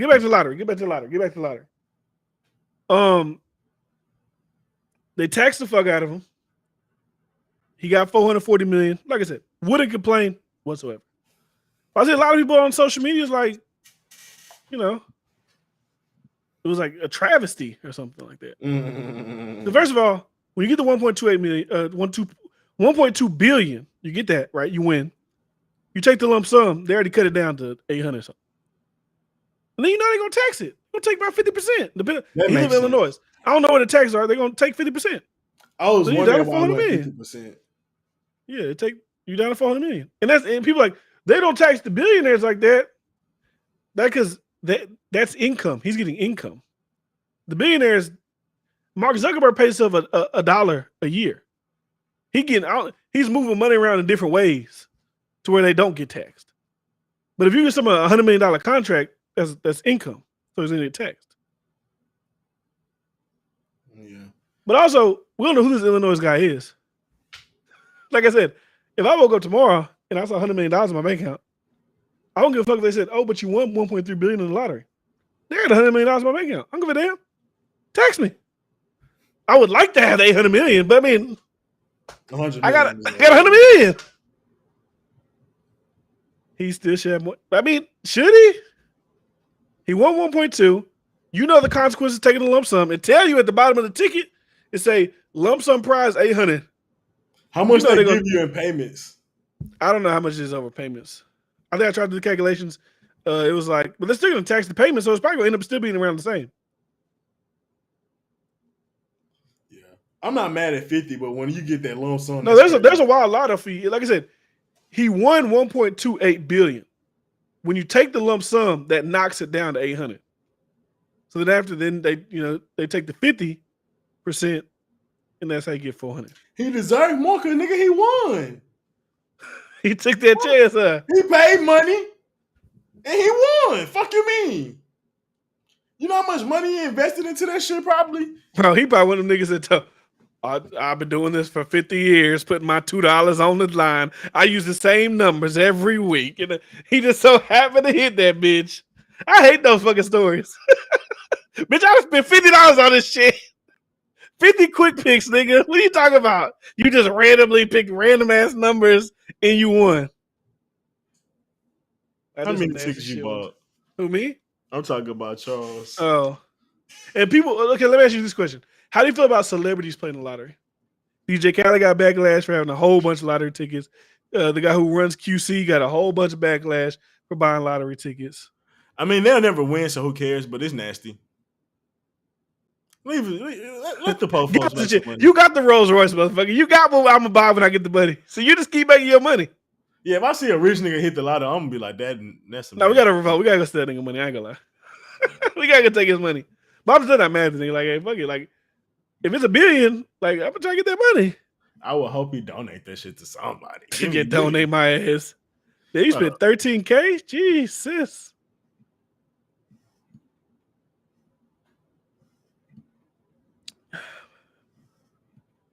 My mind's blown.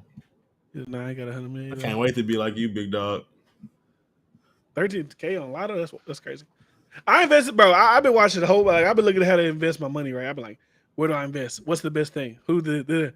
So there was like, I seen people like, I watched. Even I think I was watching this guy that I be watching. He'd be like, by the end of the year, I want to have 50 Bitcoin. I want to have 100 ETH. And I want to have 1,500 Avalanche. I was like, okay, Bitcoin is fucking $20,000. Ethereum, it was $1,000 in June. If I'd hit that bitch went up. I could have came up on that.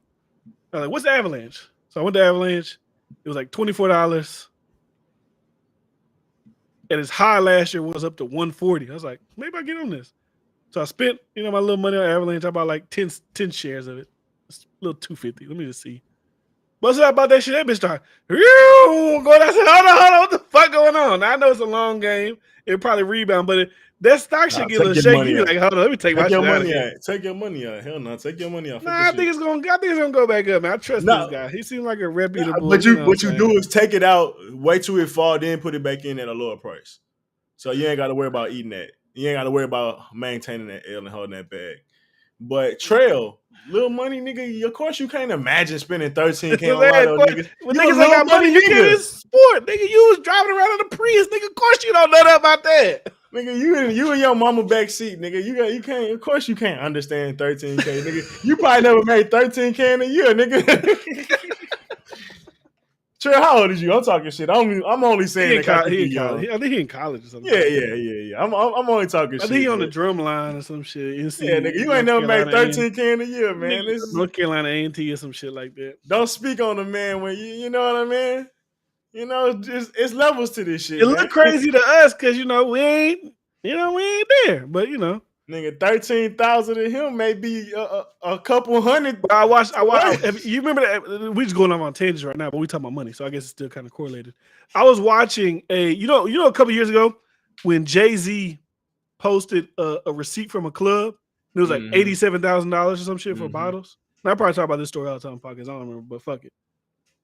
I was watching a Dave Ramsey video, and they was like breaking it down because people was talking shit about the Jay-Z thing, and he was like, okay, so it says right here, Jay-Z made $50 million last year after tax. I made this much. He's breaking it down. He's like, do y'all realize that Jay-Z spending $87,000, maybe extreme to y'all because it's more than you make probably 2 years. To him, that would be like going out and spending $200 on a nice meal. That's crazy. That's like, That's crazy. It's nothing. But Charles asked the question earlier. I mean, even if it's not Jay-Z bill, we ain't gonna act like Jay-Z can't pay that bill. Like, come on. Yeah.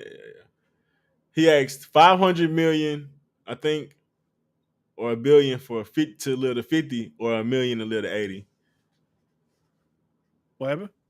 $500 million to live to 50 or something like that, versus $1 million to live to 80.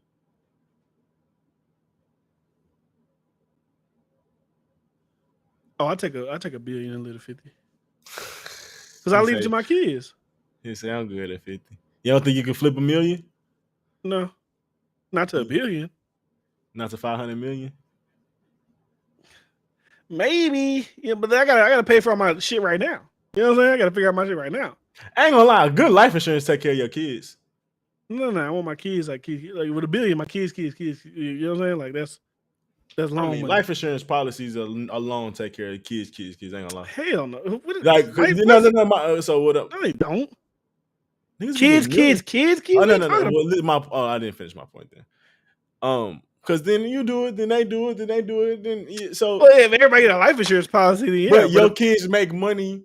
They make money with the $1 million that you made. I ain't saying they ain't gonna make no money with it. Then they have their money that they made plus their life insurance. I'm just saying. I might take that 80. My kids might not know how to fucking make no money. They don't know what the fuck they doing.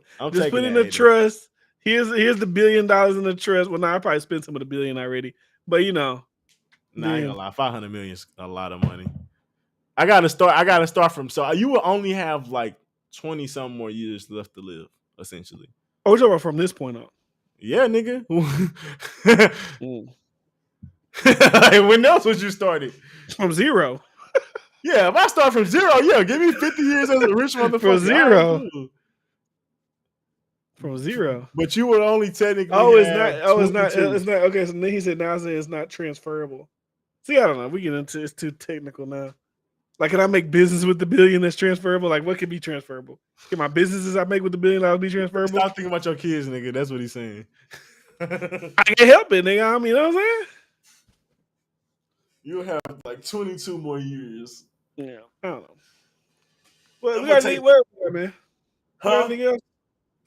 Oh We got anything yeah. else tonight? You said got anything else? Yeah, we got anything else tonight?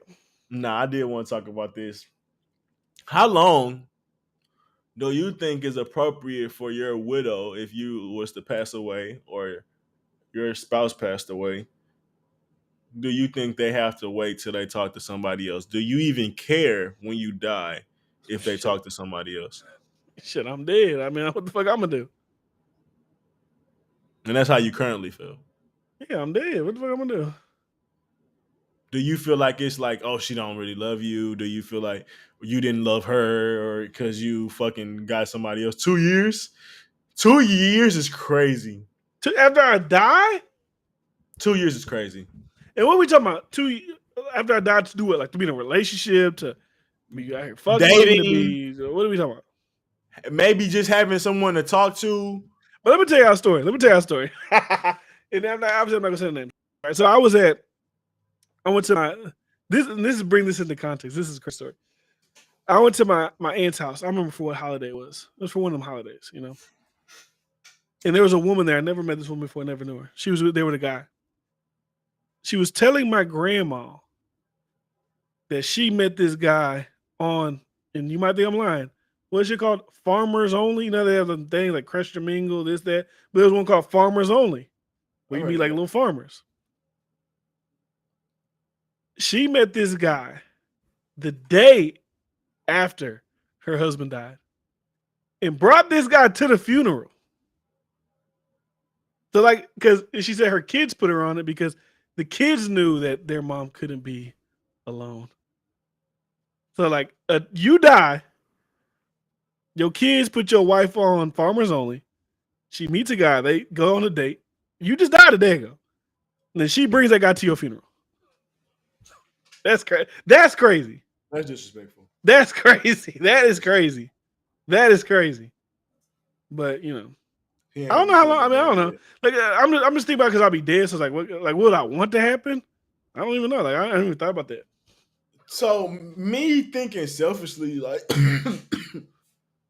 maybe you can get into that bag. I wouldn't care, but I feel like, are you thinking about how that person may be lonely, how that person may be feeling pain and just need someone to, like, they might have been with you for 20 years and never slept alone for 20 years and like they need something like is it, are we so self-absorbed that person just have to be completely wrapped around you still? Like, you don't think they constantly already thinking about you or talking about them to them and all this shit? Like, it's not that they forgot about you. Yeah. Now, I'm sure there may be some circumstances where people may rush it and stuff like that, of course. But like the lady on Farmers Only. Yeah, but for the most part, like, I don't think it's nasty. Like the dude, it was 5 months after his wife passed. He was posting pictures with the new girl he was with. Uh-huh. And people was basically shaming him, saying he never loved her, saying that he's trifling, all this type of shit. Like I think a person still could be grieving even though they're talking to someone else. Like, yeah. I think if I did that, like I said, God forbid, knock on wood, anything like that ever happen, I can see how her family might look at me like, that's a little nasty, nigga. God damn. I don't see how. I just don't. Like, damn, she just died. Right? You ain't got you got time to be alone and live in that grief for a little while. Nigga, that hurt. Damn. Why would I want to be alone during the most hurtful time probably in your life ever? Why? Why would anybody want that? Oh, he's so brave.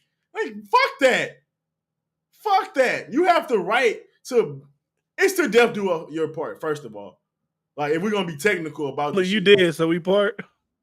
Essentially, but at the end of, like, your vows to only being with that person is done. But to act like you completely cut ties, like you're going to forget everything they taught you, forget every moment, for not have no more memories, I think that's weird.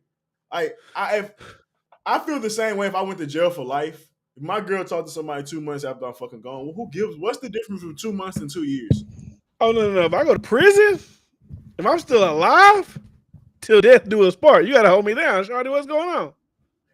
Nah, I don't. You can hold me down, but I understand you're gonna have somebody you talk to. No, you gonna talk to me. I got the phone. I disagree. We got conjugal visits. We got If all I that got shit. life or more than 20 years or 10 years or something, I'm not tripping on that, bro. Live your life. Bro, I need a girl to love me like Blueface girl love him. I don't need none of that. I need a girl like that. I don't really want a girl like that, but like if I go to jail, I need that. Hold me down. Bro, if I think I'm gonna get an appeal, that's a whole different story. But if I know I did some shit, He said you can get out on appeal. Shut the fuck I wouldn't know that I could get out on the appeal. So that's a different story. But if I know I got caught, I'm caught. I respect that. I understand that. But I don't think that she gonna forget about you in those 2 months. I just think it's whenever she move on, whenever she date, like somebody may, girls get shot at all the time, whatever. She need to get something off her mind because she been crying all the fucking time and probably still gonna keep crying when she think about you and how that nigga not you and never gonna be you. Like, nigga, but how more miserable do they gotta be? Like, you already have a huge impact on that person. Like, damn it, you selfish motherfuckers. Like, they already miserable. Let them live a little bit. Like, I mean, yeah. Because I think what's more important is like people, how short-sighted people are. Like, let your next relationship be a blossom. I'm being like cliche. Let that shit be a blossom of what I had when I died. Move that on. Love like you love me.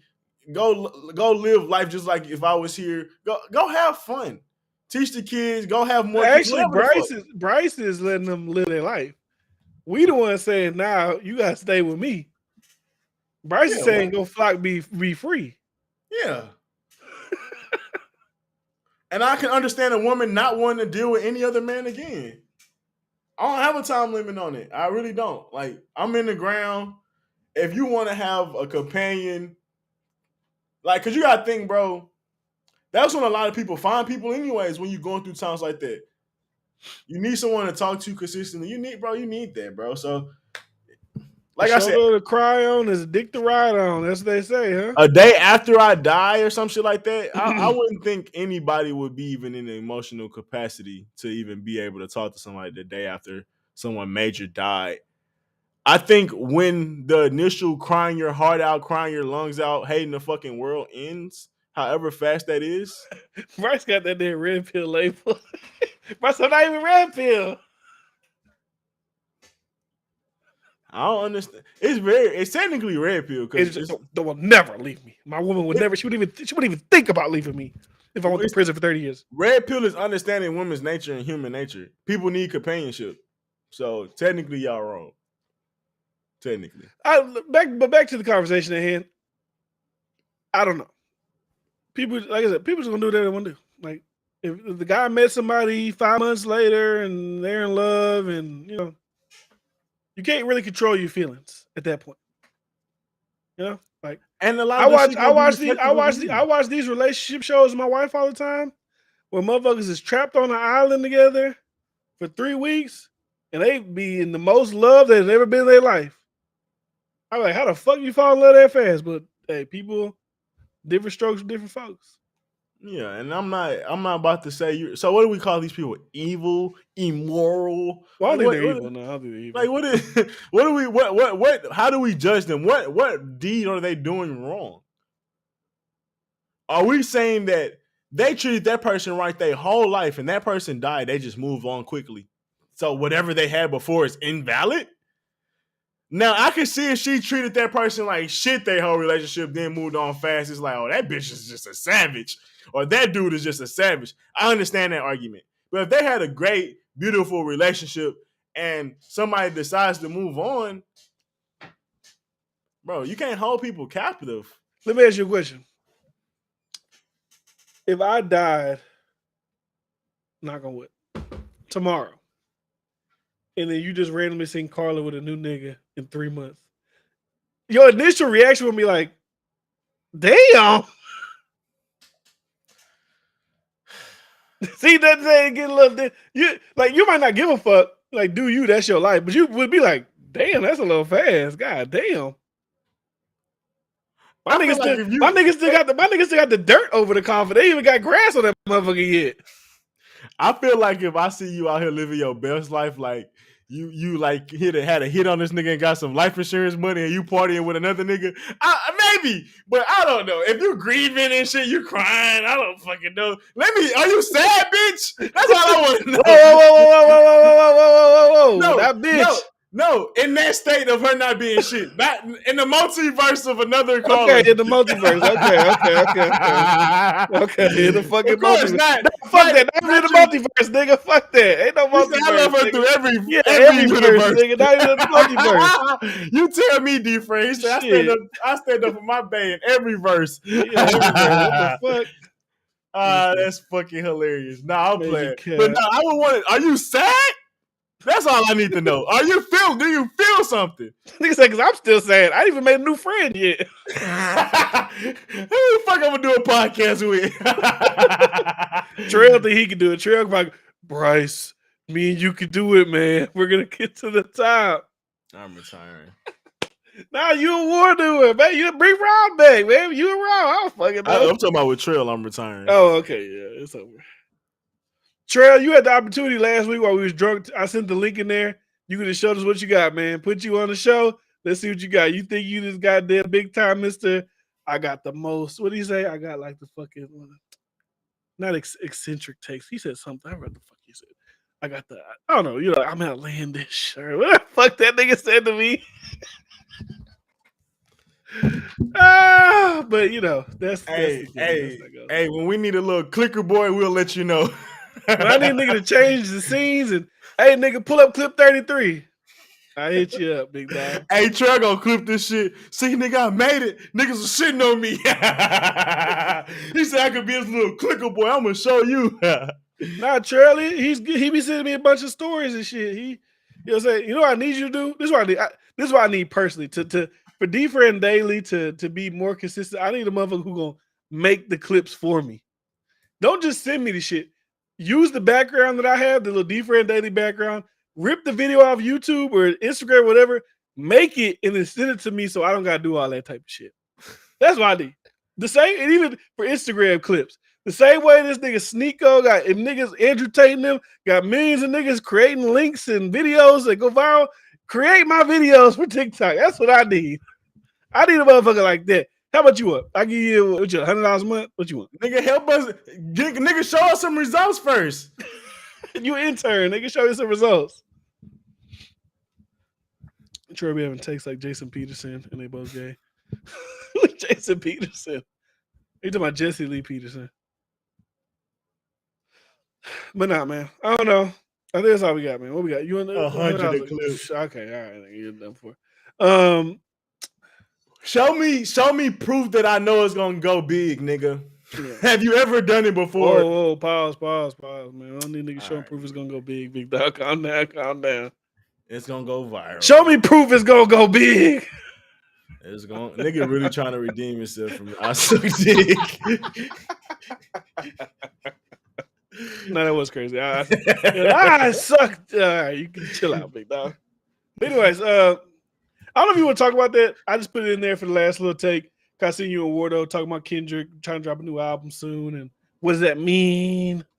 And that's how academics say. That's how academics say that he thinks LeBron or Drake is LeBron and Kendrick is now Carmelo. I just want to see what you thought about that comparison. Carmelo.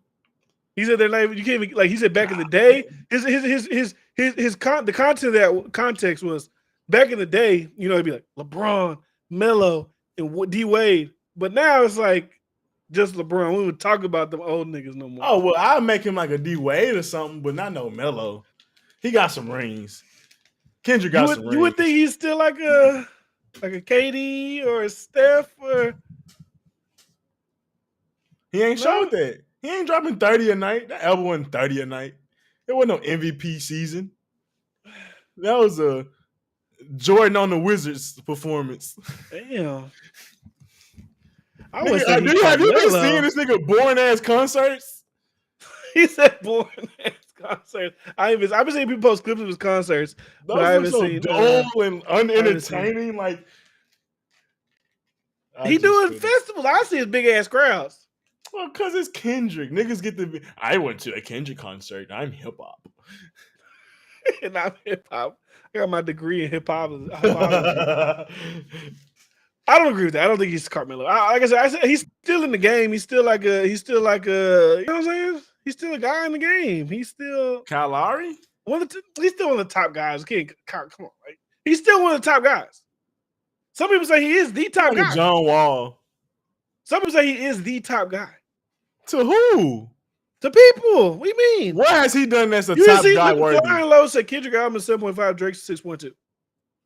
A 7.5 is after being gone for 5 years. My point is, but he's saying like, oh, how could Drake be LeBron or some? I don't know. No, he's not saying that. But I'm just saying. Are you saying his last album or CLB 2? He's talking about. I think he's talking about the. Honestly, never mind. But I listen to CLB way more. Don't ask me. I'm the wrong nigga to ask me the last time I listened to CLB. I'm the wrong. I love Girls Want Girls. I love the shit with Lil Durk. I love TSU. Into the. I listen to that shit way more than Kendrick. So I'm the wrong nigga to ask when last time I listened to CLB. I'm sorry. Well, I'm the last one. I would put Kendrick somewhere in the. Who's the? Let me look up some All-Stars, some NBA All-Stars. Kendrick, I still think you one of the top guys, man. Nigga, I said when you. Oh, when have I heard Kyrie? He like a Kyrie. But my bad. Let me roll it back. Charles, you comparing CLB. That shit came out. Literally. It's August. That shit came out a year ago. You asked me when last time I heard somebody playing it. I can ask you. Kendrick album just came out. I ain't heard that shit playing on nobody's car. I ain't seen niggas posting a clip of them listening to it on their Instagram. I can ask you when last time you heard that. That shit came out recently. So we can't compare CLB. That came out a year ago. In comparison to this. I would compare Kendrick to Kyrie. He has a championship. We know how cold he is. Nobody's going to deny how he gets to the basket and his handles. You can't deny that shit. But at the end of the day, he's inconsistent. Okay. Now, more in his beginning of his career, you could not see this coming. You wouldn't think he was going to sit out a year. We wouldn't think he would have went from the Celtics to the Nets and really didn't do much there. Like, that's what I would compare him to. A career that you expect to be great, but a little lackluster, but can still turn it around. Kyrie still can go crazy. Like, and he showed signs of going crazy last season. So I'll give him on that Kyrie shit. She shitted on Drake. I've heard a lot of bad reviews about the Beyonce album, to be honest. Yeah, I heard Beyonce was sounding unlike herself to try to fit some modern woman trends, and I don't like that. It must be the cash because it ain't your face is a crazy line to say when you married to a nigga that's been talked about being a little like that's a crazy thing to say.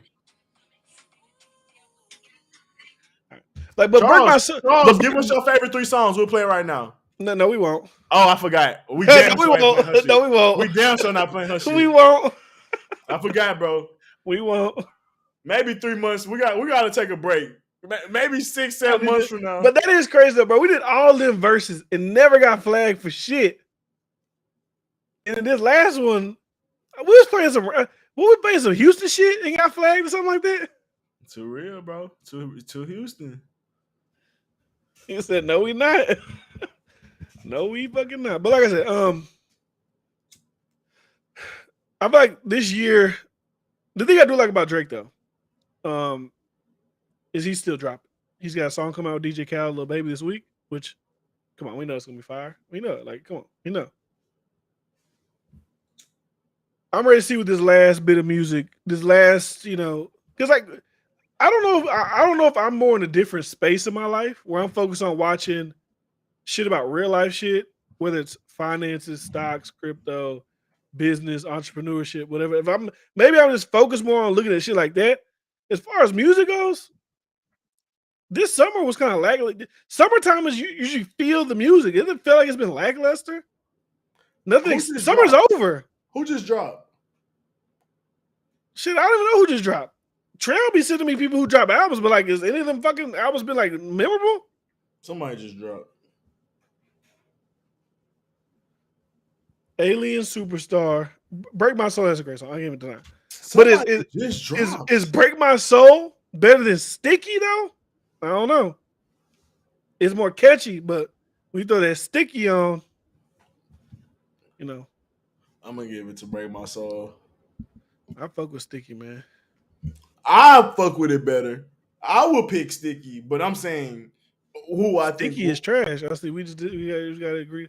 See, like CMG drop, Wiz drop. Name me people that's who who just dropped. dropped. Joey Badass drop. Like, bro, who the fuck are these people? Wiz has some decent music on his shit. What big artist has dropped in the summertime? Drake. That's it. And then Drake drop in May. Y'all should react to Sticky. Now we ain't. No more reactions. I ain't getting a strike. They already warned me. They already warned me. No more videos. No more none of that. Charles, I've seen it. I mean, that's like, I would assume, like, I ain't trying to be dick riding too much, but, I would assume that'd be like your life. You be fucking with shit like that. He on a yacht, he doing this, he doing that. Like, that's your shit. You really be on yachts? I thought I ain't know if you was for real when you said that. Well, I don't know if he'd be on yachts, but I would. You said yacht life earlier. I think he said he want to get a yacht. But I would assume he has the money to get on the yacht. Not own the yacht, but get on the yacht. Well, I would assume that too. Anyways, Uzi dropped trash. Cole should be dropping soon. Uzi flopped. I didn't say that I said I'm not there yet. Okay. Y'all not showing that chat anymore. Warder want to feel a part of that. Okay, Warder, start chatting, big dog. What else was I gonna say? Yeah, I don't know. Lil Baby's supposed to be dropping soon. Rod Wave is dropping soon. DJ Khaled's dropping soon. The Game's dropping soon. Eminem and NBA Youngboy dropping this weekend. Will they provide the soundtrack of the year? I don't know. Together? No. NBA Youngboy's dropping his own. Eminem's dropping Curtain Call 2. That Lupe album is a technical showcase, which to me that's probably boring as fuck. So I can already tell by how you set that up. I probably wouldn't want to listen to it. Wasn't advertising. It was a technical showcase. That don't sound like shit I would listen to. Youngboy doing 200K. I'm locked. That's little numbers. Niggas be like, he's so great. 200K is good. Yeah, it's good, but I think it's good for this era because, like I said, a lot of people ain't selling like crazy like they used to. That's what I'm saying. A lot of them niggas not selling like they used to. Drake's still selling. Drake equals Curry. Kendrick equals D Wade. So who's LeBron?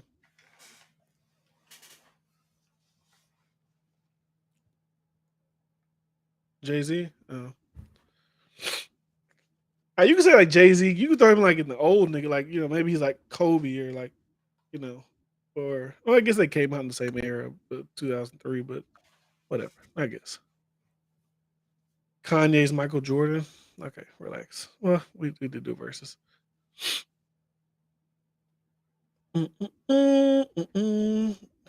I guess y'all like the chat because niggas see themselves on screen. They start going crazy in the damn chat. They start chat. 200K, facts charge. Jay-Z is Kobe at the end of his career. 200K is not excellent. 200K is good. No, 200K is good. It's not excellent. For like a young guy, that's a good. A young guy that's supposed to be running his era. Yeah, it's a different time of music. It's okay. For what music is now. Yeah, because his shit ain't that good. No, like Beyonce did like 2 something. That shit wasn't that good. Stop it. Drake did like 2 something. I ain't gonna lie, Beyonce shit wasn't buzzing like that. But it's Beyonce, nigga. It's like, what are you talking about? I agree, but like her shit wasn't buzzing like that. But nobody's doing big numbers. Like The Weeknd ain't do. The Weeknd did 150. They rollout suck.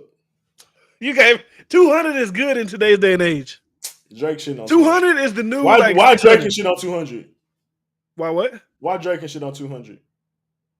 Ain't shit on two. What'd you say? Ain't I shit said, on why 200. can't he shit on 200? But he barely did. He did like 280, something And like the that, right? album was mid. Everybody was talking shit about that album.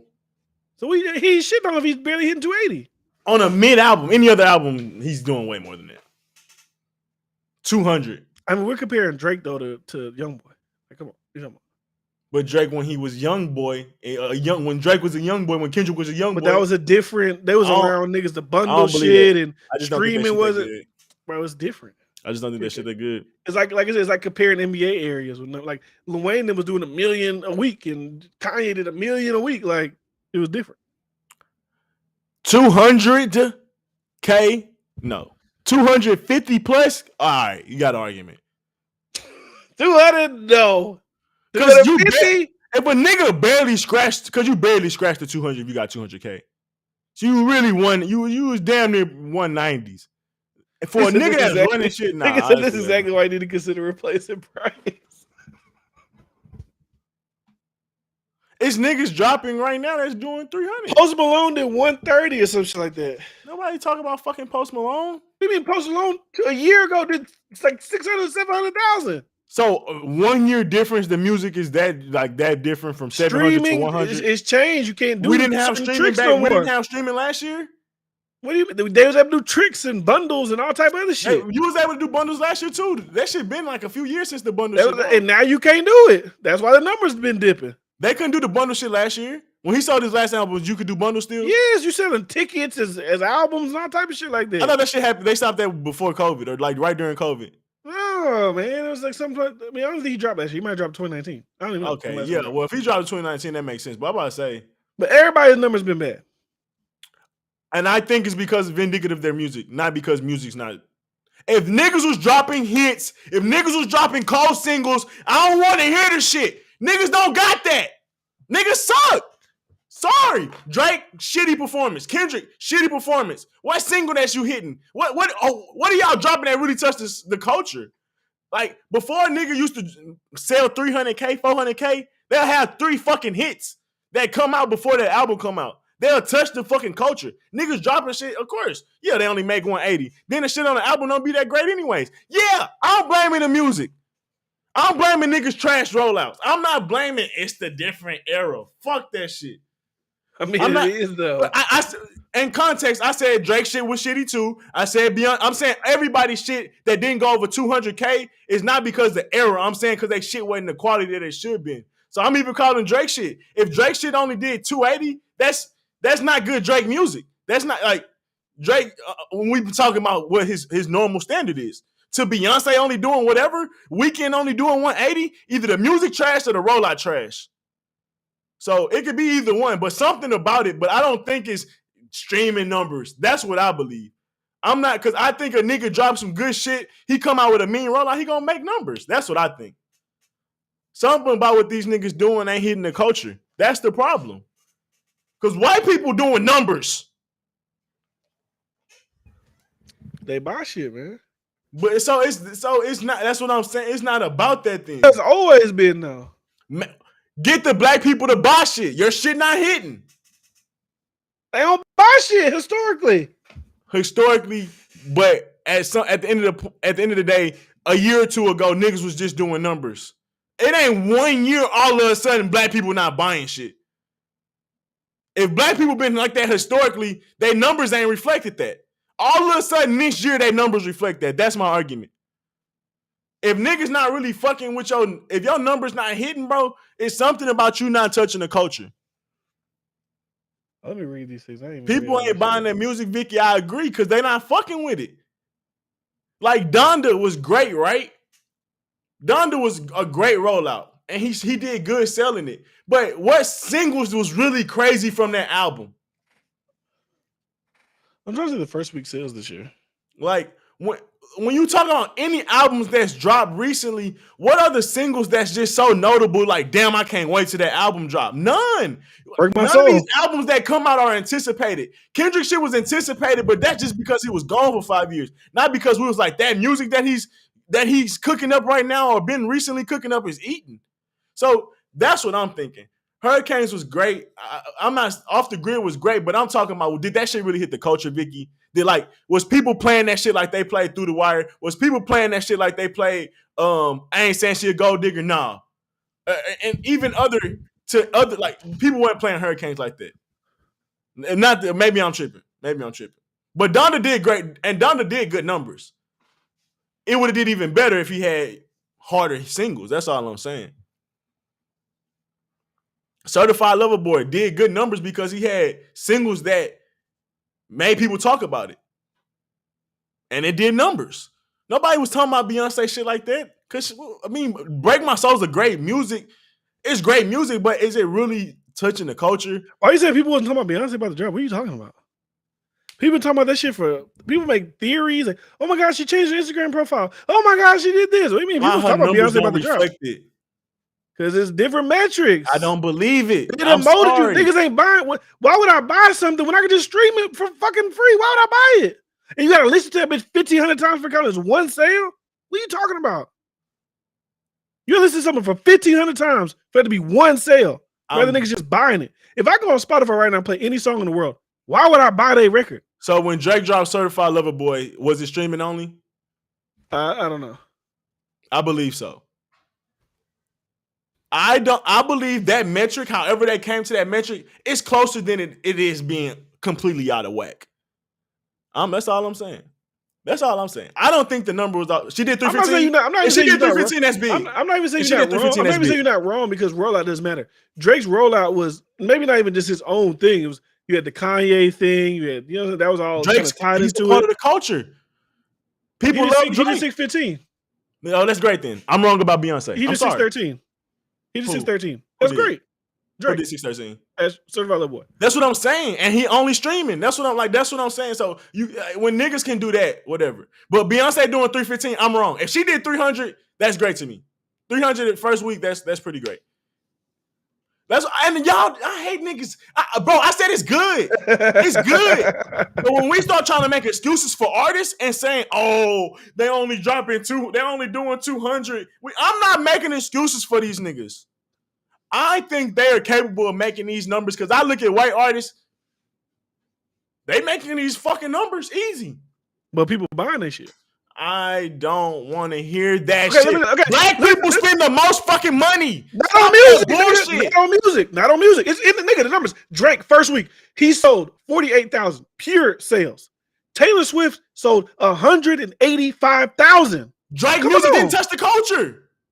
Sir, you just said Certified Lover Boy touch the culture. What are you talking about? Oh, what's the difference between Taylor Swift and Certified Lover Boy? I thought you said the last album. 48,000 to 185,000. I think that's because Drake don't touch the culture like Taylor Swift.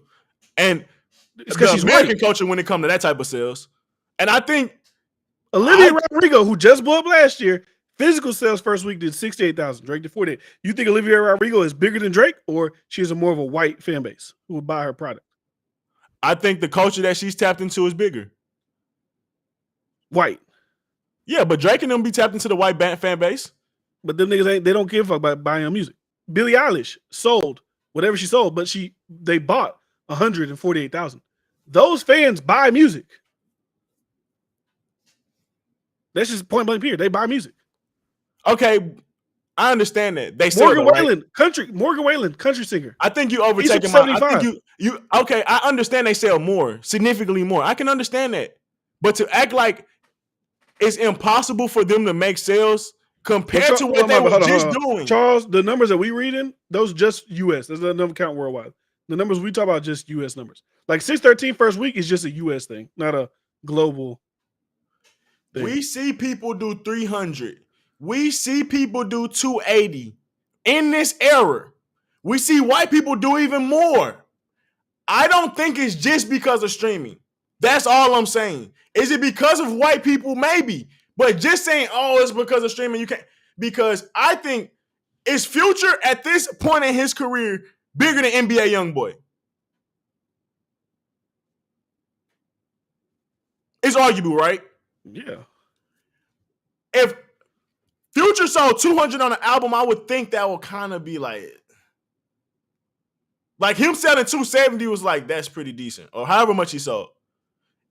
The YoungBoy can't even do Future numbers. If y'all telling me he should be satisfied with 200, and he's equivalent to someone in the future and in his prime and future's not in his prime, that's weird to me. When this nigga's supposed to be on the radio 24/7, this is his prime. He's supposed to be on He don't be on the radio though. Because he's not capitalizing. That's what I think these sales don't be coming up to. Niggas don't take their craft as serious as a nigga like Drake. Or when niggas was in their prime, how niggas like 50 Cent took it. Or Rick Ross took it. That's the problem. Not the streams. That's what I think it is. Niggas thinking, oh, I'm famous. I can do it however I want. Cool. Your numbers reflect it. That's what I think. So the highest selling album this year was Harry Styles, 515,000.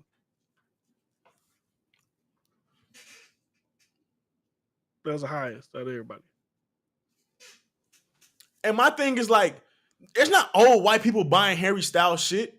There's not old white men. There's not 40, 50-year-old white men buying Harry Styles. So it's not like they have the whole white market on cap. It's young white men and boys and girls. Similar to the same demographic that Young Boy and all these other rappers be touching. The young white people and the women.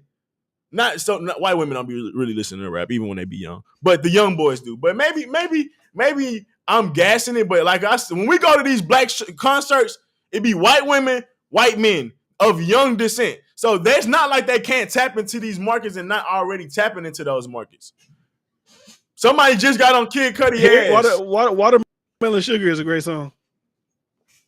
Watermelon Sugar. How I'm tripping? Because I expect if so. Let's be real. If NBA YoungBoy was on everybody feature. If NBA, you couldn't nowhere you turn, you couldn't hear NBA YoungBoy on the mainstream waves. He would have more numbers than that.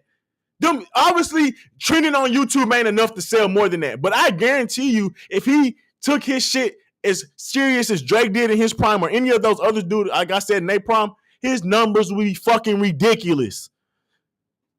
And you can't say I'm wrong. Y'all telling me this nigga is so hot, he's the next Wayne and he's only capable of a 200K in his prime?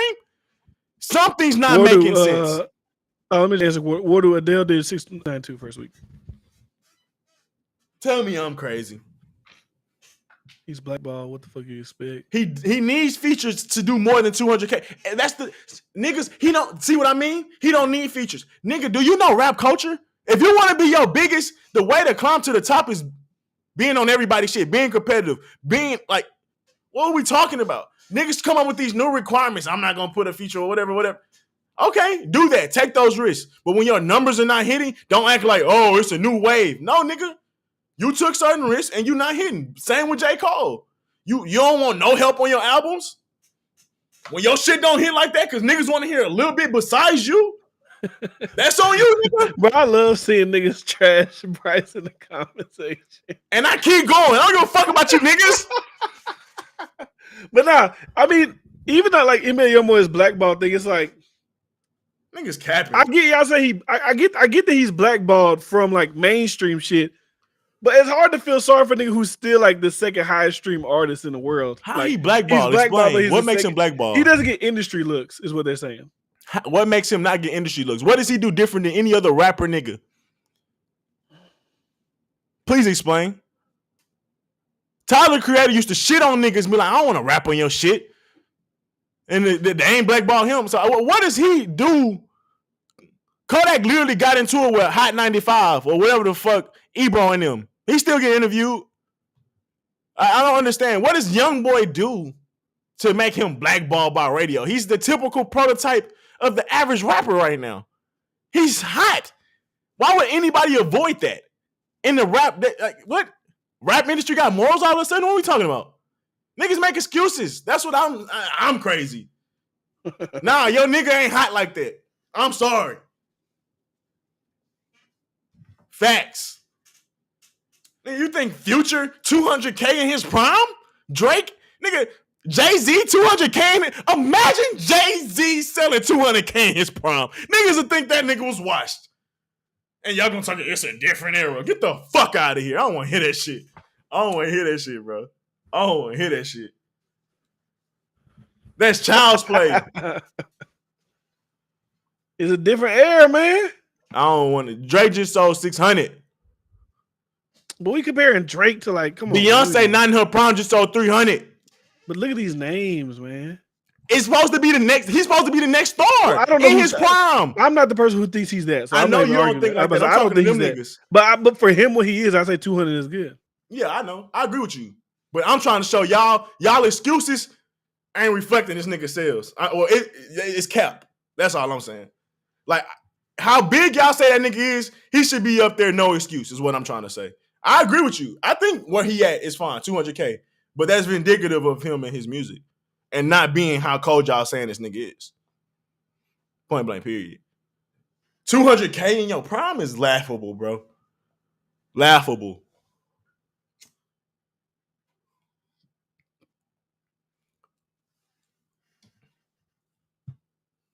This is peak. And if this is peak, oh my God. I mean, they all agreeing on saying your album rollout matters. Well, that's what Bryce said in the beginning. But yeah, niggas ain't getting into their craft. I think even with Drake, I don't think sometimes he don't take his music as seriously. Like album wise, like do we think Drake is sitting down like, man, I'm about to make the best next? No. I'm trying to make some shit that's harder than Take Care or harder than Views. No, Drake don't do that. Nah. Do I think Future do that? No. But they have built themselves up to be able to do that. These niggas not doing that in their prime. Drake would have never done that in his prime. Take a day off, not be on a feature. Drake still hopping on new nigga shit. He's still out working you young niggas. I don't want to hear that shit. That's my thing. Niggas still hopping on the new nigga shit to stay relevant. You could think it's trash, but the numbers doing his thing. That's all I'm saying. I ain't arguing. I'm not saying young boy shit trash. I'm just arguing. I don't think he is greatest nigga saying. I'm trying to think about this. I want to play like devil's advocate with this blackball thing because I see people keep saying it. Can't have a rollout of your own label blackballing you. This is an honest question. You don't think NBA YoungBoy is a big enough star to like unblackball himself? Like what is the what? So I guess Atlantic will be. So Atlantic is more powerful than YoungBoy. I like where you're going. Unless the blackballing is the playlisting, which I know playlisting is a big part of music and music sales. If that's what y'all talking about, then I get that. But you talking about album promotion? I don't feel like there's nothing promotion-wise Atlantic could do that YoungBoy couldn't do by himself. And can I ask this question? But if you're talking about playlisting and having relationships with the people, then I can see I can get that. D-Friend, do you think the media sites just hate him so much? If his shit was doing numbers, they wouldn't add it to their playlist just so their playlist can do numbers too? Well, for that question, I don't think the media would. I just need to know what their context is. Y'all saying is blackballing only like aimed at playlisting? Because you can't name a hip hop outlet that wouldn't interview NBA YoungBoy if he asked. Without Atlantic saying anything, if your NBA YoungBoy said Breakfast Club, I want to interview. Who? Doe Jumper, interview. Academics, interview. Anybody. I don't know playlists. I can't speak on playlists. But see, Warder, you're not listening. I'm not underestimating the importance of playlist. I just said playlisting is a big deal. I said, when y'all say blackball, are y'all only referring to playlisting? That's what I asked. Because if y'all only referring to that, then y'all got it, because that is a big deal.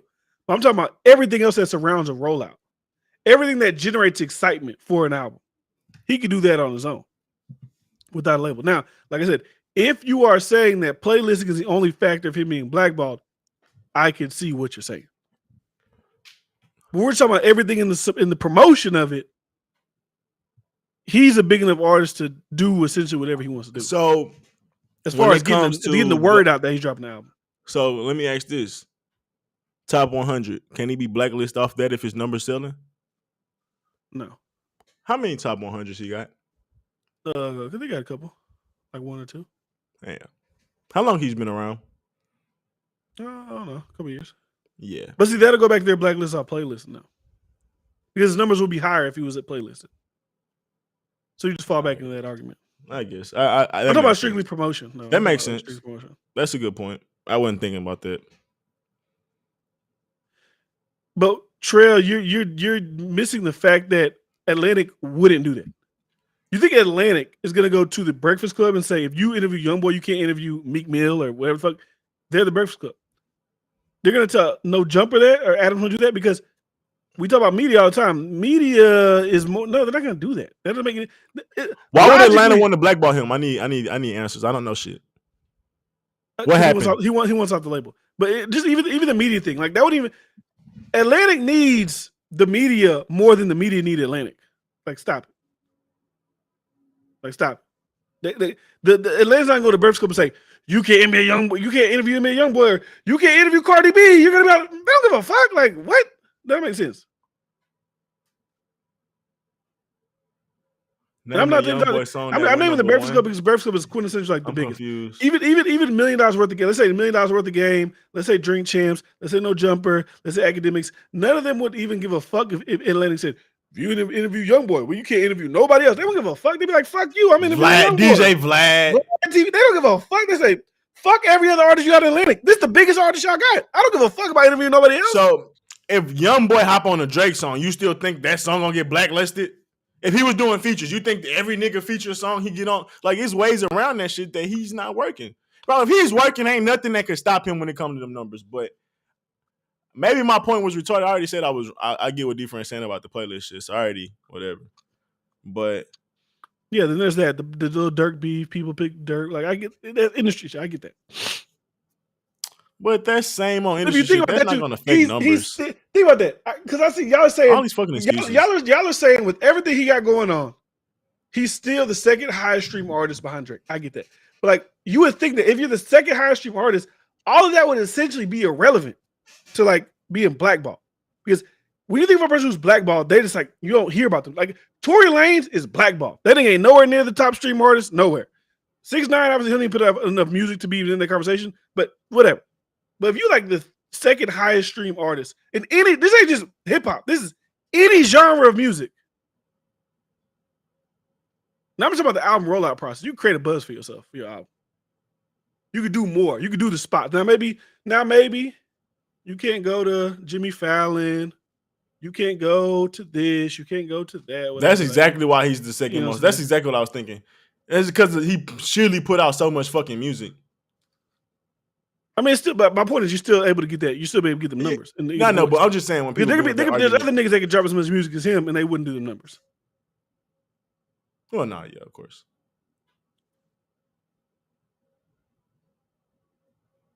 Is it crazy? I think Post Malone is trash. I know Post Malone trash. Chill out. He dropped 5 albums last year.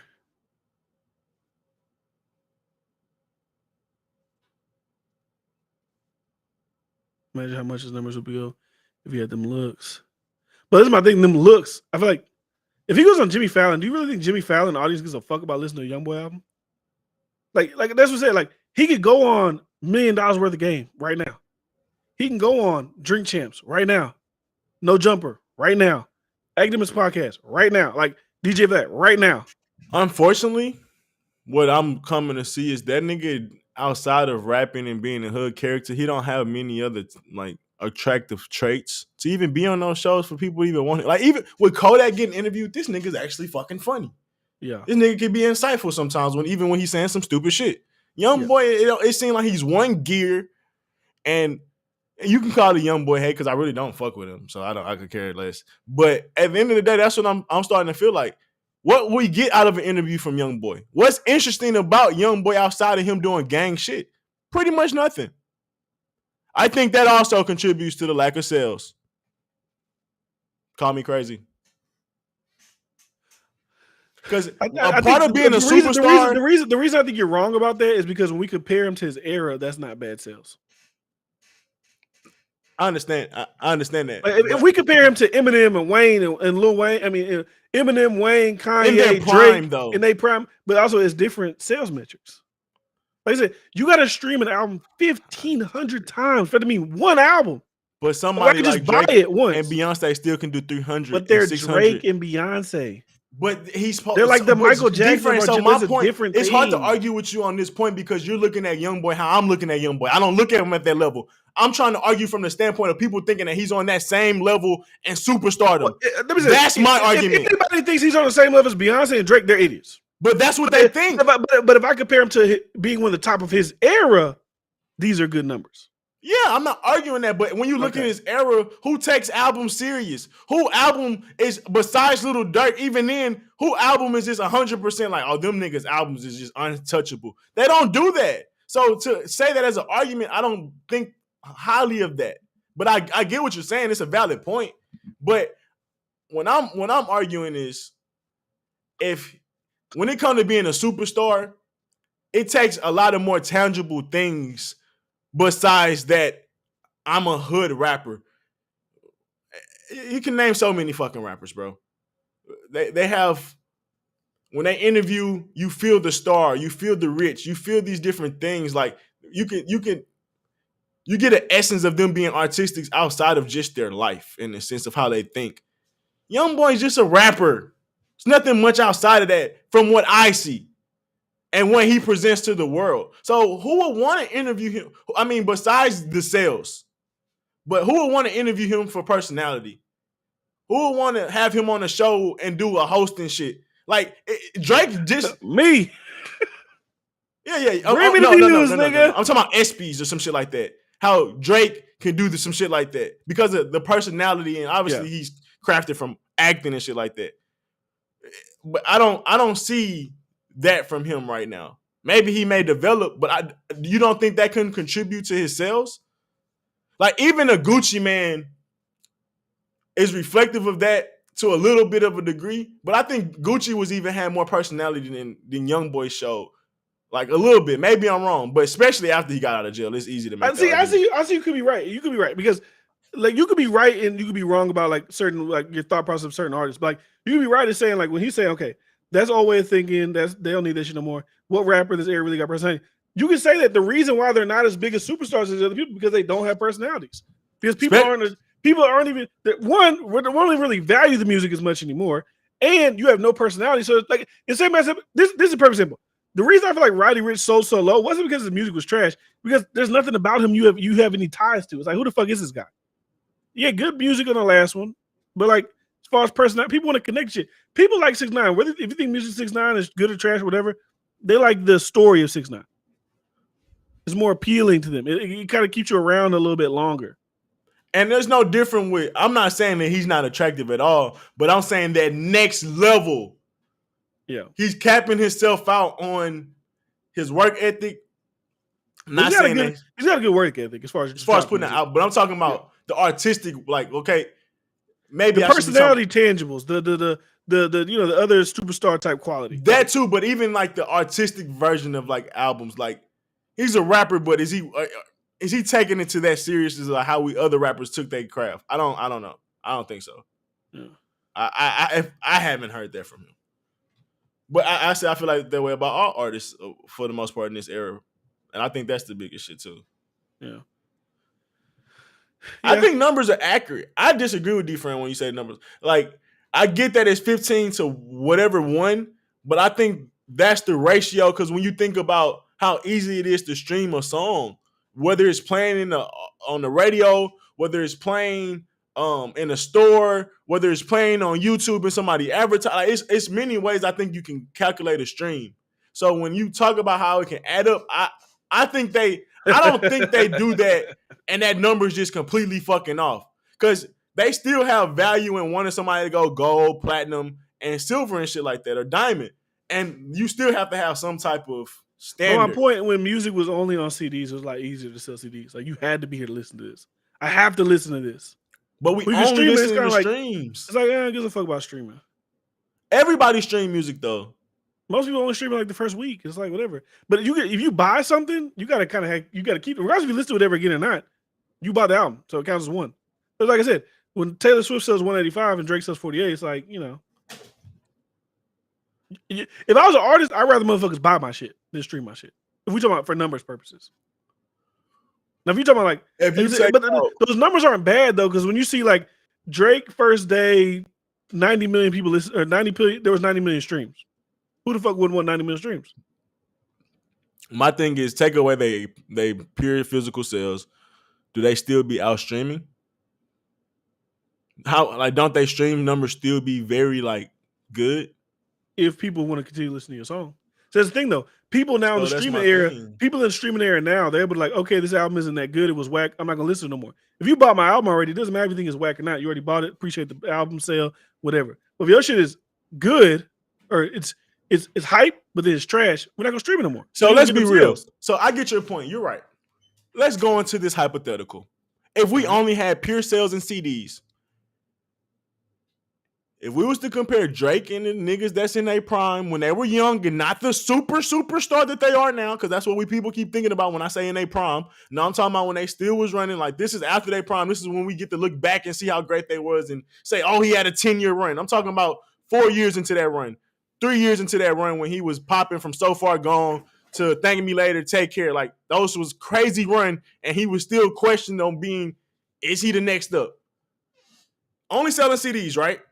If YoungBoy did the same thing and only sold CDs, would those numbers be comparable? I don't know. I don't think so. I still think you'll be like, this nigga only. So say Drake sold 200, they were still selling like 300K, 400K in CDs. Drake sold that much. YoungBoy would still be at 100K and 200K, I feel like, with CDs if that was his prime. Like, I don't think he's gonna be. If we was doing CDs only, I don't think he's gonna have crazy numbers. I don't think niggas going to die to buy YoungBoy CDs. If that was the era, if we're gonna be in that hypothetical, that's what I think. I get, because he doesn't have hits. Like, Water keeps saying he has singles. I mean, he's had songs he put out that's already been out. I mean, I guess if you want to say it's a single, I guess.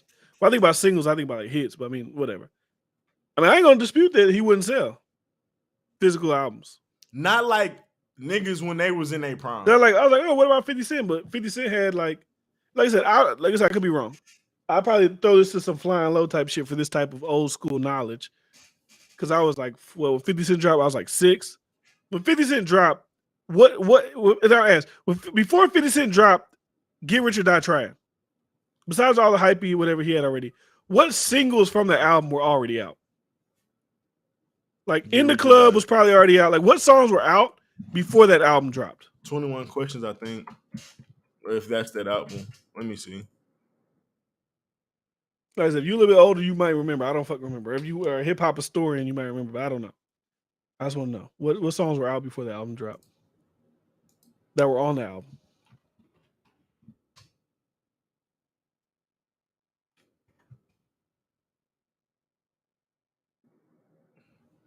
Wikipedia be having it. Let me look it up. Singles. Where was the singles? Okay, Hustler's Ambition, Window Shopper, Best Friend, Have a Party, I'll Whip Your Head, Boy. I said that so white. I'll whip your head, boy. So Window Shopper hard. So In the Club was the only one that was out. That's what Flying Low said. Nah, this certified singles. No, I'm saying, but what was out before the album dropped? Not like what became a single after the album dropped. I thought that's what singles count as. No, you could have a whatchamacallit. Was released as the album lead single. Okay, yeah, what was that? Was released as the album's second single. But you can have singles drop after your album drop. Yeah, I'm looking. You can pay attention and focus on them songs. So when did the album drop? Yeah, you're right. So Window Shopper and Hustle and Ambition was the only 2 songs that dropped before the album came out. And maybe that's the only thing I see. Okay. But so my thing too, it's not just the singles, because those are not just the greatest singles in the world, right? I didn't say 50 Cent was back, but I'm just like what do do this thing where he I didn't say, I'm just asking the question. I'm not comparing him to YoungBoy. Well, I guess I am, because the thing about YoungBoy is like he never has like big singles or big like big songs that you know what I'm saying, like I don't know. He'll have like Hotline Bling. Even like a Little Baby. He'll have a We Paid like when he drops the album most times. Not saying he don't have none, but to say consistently, and then it's like when the album come out, it's like, yeah, bro. I mean, for example, like Wardu said he's gonna have 12 singles on this album that he's dropped already. Which one of those singles has made a big impact?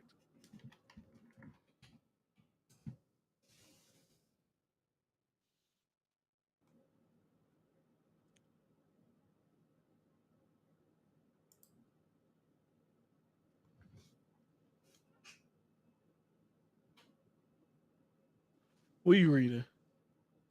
I'm looking at YoungBoy top hits. He has some number 1 hits. I mean, not number 1. He has some top 100 shit. Okay.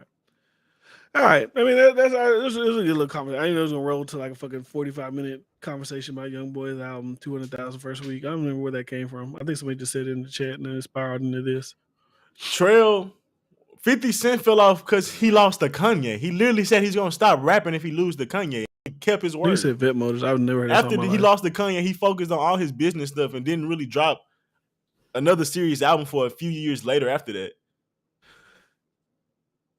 Dead ass.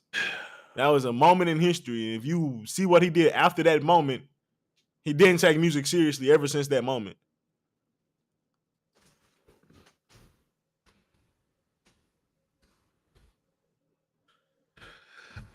I don't think that stuff really matters. It's not even old. It's like you just tell what's a hit, what's not a hit. Like you say he hit the tops of the song. You know, "Break My Soul." Like you hear that everywhere. Like I don't know what it just doesn't make sense. Wardu, answer me this question, Wardu. If he don't sell more than Future, is that a dub still? Someone that's supposed to be in their prime when Future's not in his prime. If he can't sell more than Future, is that still a dub for him? Bandit, that's Juice WRLD song. My facts are right, Trey. I don't know what you're saying. He tried the just the same. What? How was I only 6 when Get Rich or Die Trying come out? When didn't come out 2002? No, that fucking song is good. And there's a good song. I'm not see. Okay, hold on. We gotta break it down. I'm saying that nigga don't got no. You say he dropped 12 singles. None of them hoes are hits on the album he's about to drop. You said Vet Motors, right? That's a hit. That shit came in at 94 on the top 100. That's not a hit. It was number 24. I really believe this blackball shit. It was number 20. It got number 24 on R&B hip hop. That's not a hit. I just asked, out of those 12 singles, what is a hit? That's all I asked. None of them are hits. Nigga, on the album that is about to drop this week, and then look at this thing you just did. You named a Tyler the Creator song he's featured on and a Juice WRLD song he's featured on. What hit by himself on his new album is a hit? You keep naming me old shit. He's dropping the album this week. You said 12 singles dropped. What song is a hit? That's all I'm asking. You named me old shit from Juice WRLD, old shit from Tyler the Creator. What is a hit on this album?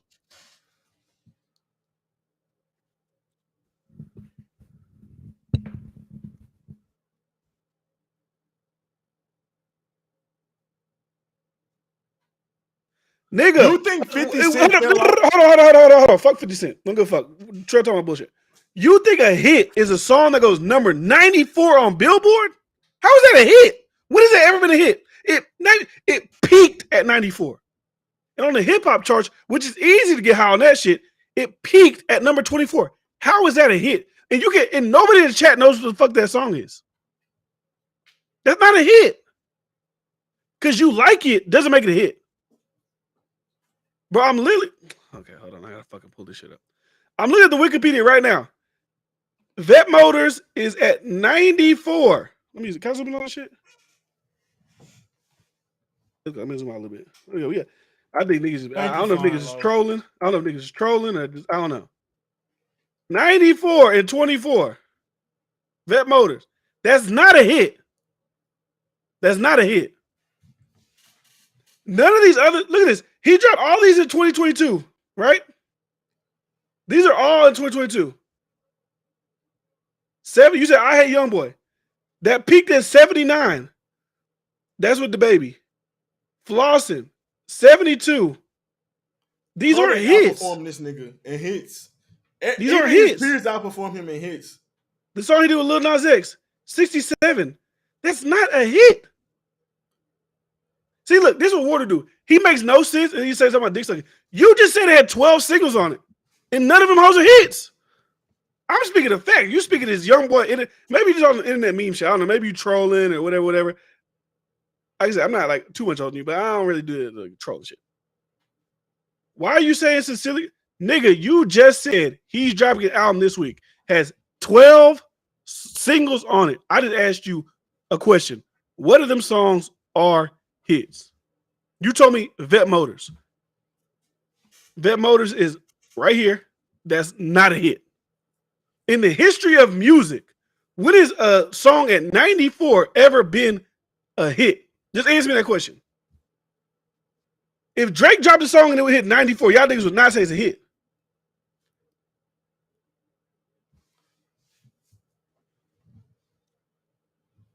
Even a top 50 song, Casey Talk, that's not a hit. Salute Charles. Have a good one, big dog. Make No Sense, great song. Bandit, that's a hit. That's a hit. Outside of that's good. That's good. 3 times platinum. So you think this song right? So if you think those aren't hits, I think we're lumping this shit with hits. I'm on one, nigga. I'm on one. That's a fucking hit. Do you think Lotto, nigga? That's a fucking hit. I'm not gonna go. I ain't gonna say. I'm saying. Do you think Hotline Bling is a hit? Like, you know what a hit is, nigga? Like, you just said a song that peaked at 94 was a hit. Do you think this song, One Shot, featuring the Lil Baby, is a hit record? DNA is a hit. It's any top song feat is a hit, bro. That's not a hit. No, that's not. Any song that hit 50 is not a hit at all. That's not a hit at all. If that's what you compare a hit, it's a low level hit. If you're gonna be like that's a hit, you think I'm comparing that to some DNA? You think I'm comparing that? Come on, like we talking about hits. I'm not deflecting. That's not. I'm telling you what I'm saying. That's not a hit. We know. Take your L, bro. Young boy, cool, but superstar. Next up. Listen, I'm not trying to compare him to Kendrick, but we talking about hits. We got to be like we're talking about hits, bro. What are you talking about? Hits. Hits. Poetic Justice. Hit. Well, yeah, that's a hit. That's a hit. 26 hit. 17 hit. That's a Jay-Z. 32 hit. I don't think King Kunta is a fucking hit. All right. I mean, that's like I can see 81. That's still a bigger song than any fucking songs. I guess you can find songs that are, people like. Bro, stop. Fuck that classics shit. Or whatever. If we only gonna compare rankings, that's bullshit. We know the fucking relevancy of songs. Yeah. All Right is played on playoff music. You're gonna get All Right played in fucking movies and shit. Stop it. Don't get that nigga no leeway. Fuck that shit. Young boy mid. No, what do you mean? You don't think I can? You don't think I can go on Billboard and gonna say the same exact thing? Like, stop it. It's dumb shit. I ain't got time for dumb shit.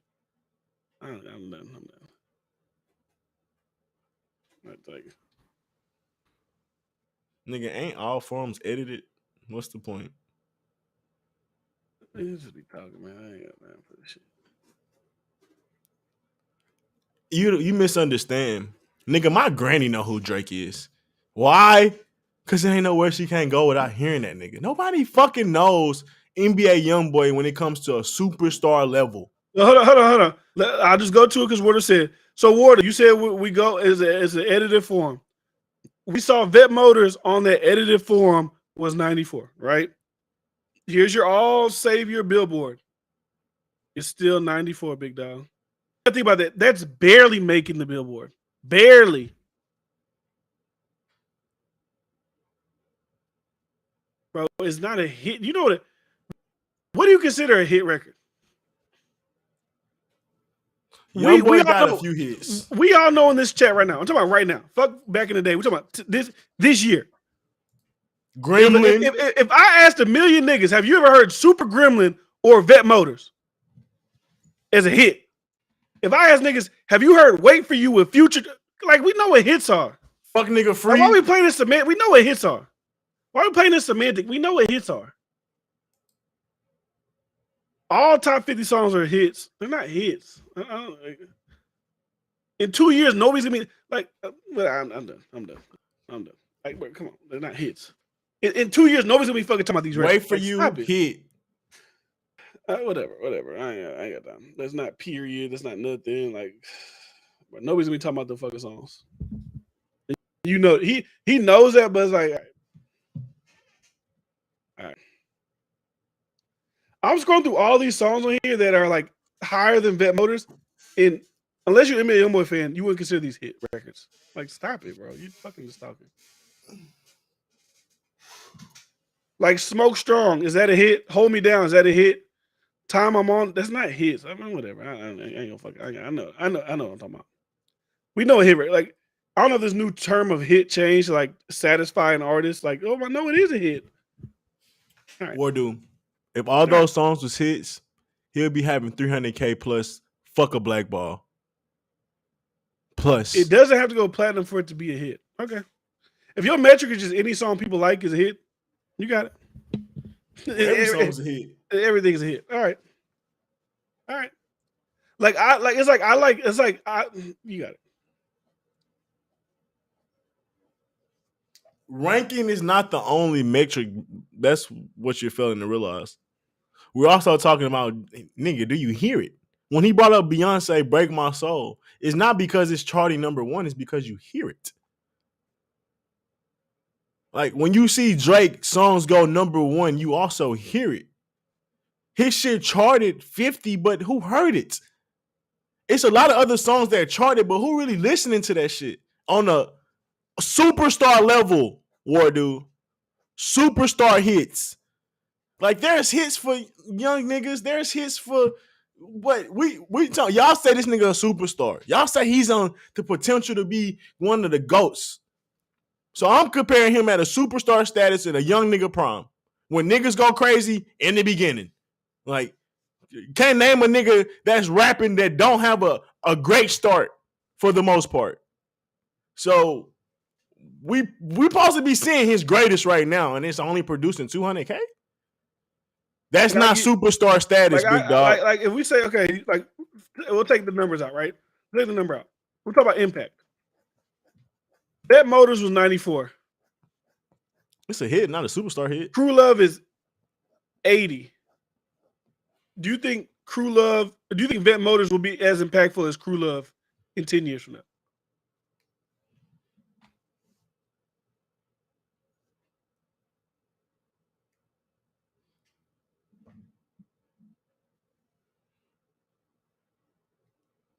And I never, you like Wardu, I think you like half listen and you like make your own like narratives. I never said a song has to be a number one to be a hit. I didn't say that. I just said a song that's number 94 is not a hit. Definitely not a hit. I didn't say only number one songs a hit. I didn't say that. I said if the song is 94 and nobody talks about that shit, that's not a hit. Because you said Vet Motors is a hit. If you ask niggas, everybody in the chat, do y'all think if you say Motorsport or Vet Motors? No, do y'all think Vet Motors is a hit? And if you just tell me, and if you haven't heard it, say I haven't heard it. Haven't heard it.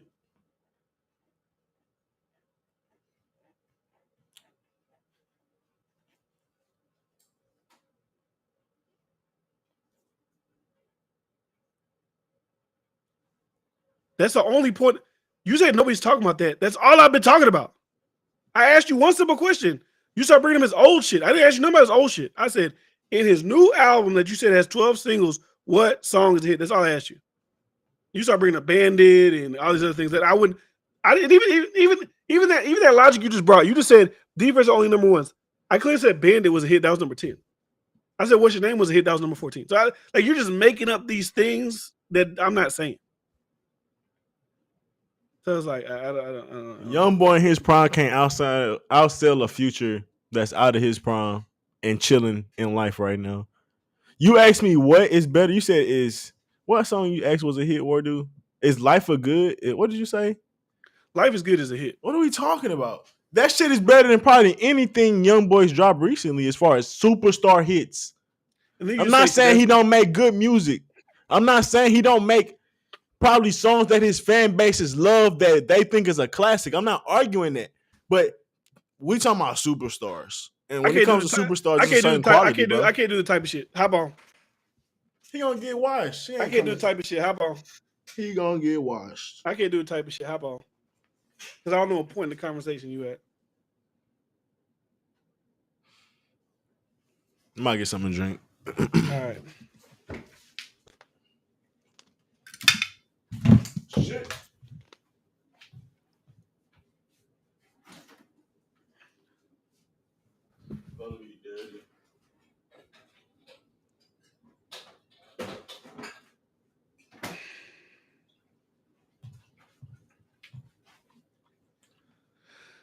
But yeah, I don't know, man. I don't know. That conversation just went in a whole nother direction. He can't sleep. His nigga sleeping next to him. He can't be too loud.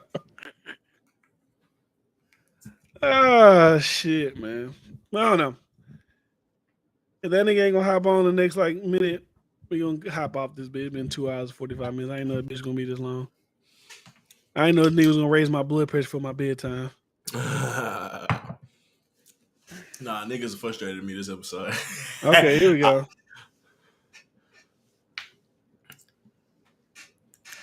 You hear us? We can't hear you. This nigga don't know how to work technology. We can't hear you. I see your thing is moving, but your sound ain't coming through. Nigga struggle war dude. That nigga struggle every time. Yeah. Oh. Yeah. Make your case, nigga.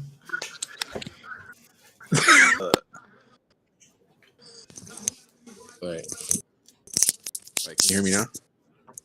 Yeah. Okay. I don't know if there's lag, but whatever. But okay. Nah, you good. So the point of like the vet motor shit, I'll concede to that point. Let's get that shit out though. I know you will. It's not to the because if you're gonna compare it to someone like Drake is Drake and Kendrick, everyone else that dropped this year, it's not even gonna be close. Kendrick did. Drake okay, is did Pusha P a hit? I gotta do Gunna. Pusha P's a hit, right? What did it peak at? I'm not. Is it a hit? I don't give a fuck where it peaked at. Do people know it? Is it culturally relevant? Do people rap it? They sing it? Is it a moment? That's what I'm asking. Based off of the listener. I'm not even just solely stuck on. I'm not even just solely stuck on it being 94. Nigga. Yes, I don't like the song. It's a simple question. It has to be based off of something. Listening to relevancy. It depends where I'm at. Okay, like it was hit. Yes. And it charted well too. It's not just one factor. It has to be count for a hit. It's not just one thing. Question. We know that for sure. I acknowledge that. But can you understand that we're saying there's a superstar metric? And he like Pusha P would be, I don't think it's superstar quality, but the level of trending that it hit would be superstar like. Is YoungBoy even touching that? So are we comparing the artists? Are we talking about the artists or the hit songs? We talking about either can you make superstar quality or superstar trendy? Can you even do either one of those? That's what I'm talking about. I'm just talking about what's a hit. Is it do that nigga put out hit records, or do we just put out the records his fans like? That's all I'm asking. Put out a good hit record. Is that what you're asking? Does he put out hit records? Yes or no? Hit records. Yes, he has put out. What? What do you mean by superstar record? See, I don't know what Bryce about superstar shit. I'm just does he this year has he put out a hit record? Like, are you trying to make me say no? Is that what you're trying? Because I'm asking. I'm just whatever your answer is. I'm not trying to make you say question. Didn't answer mine. Because if we're going off stream, no one sells or streams as much as he does. He's the second most streamed artist. So yes, he is a super. He is. Does he have a hit record this year? Yes. What record is that? Look it up. You gotta look up the hit record. That's the conundrum in itself.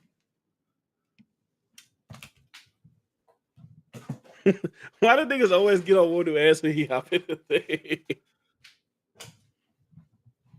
All right, back. If you talk, we can't hear you.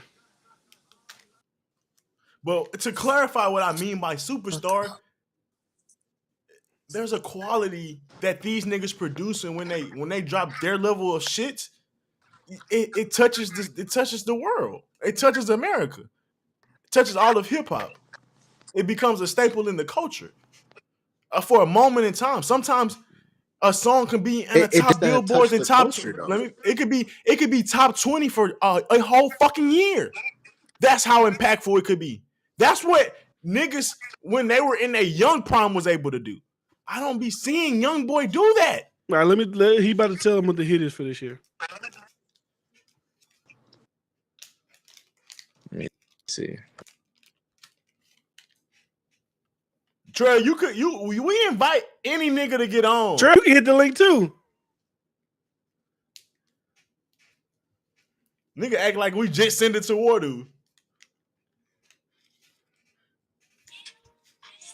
Oh my bad. This nigga, I thought I was about to say this nigga. That was me. But this is, bro. You can't even name the hit. Like I said, it didn't even take that long. I just threw Pusha P out my ass. Pause. That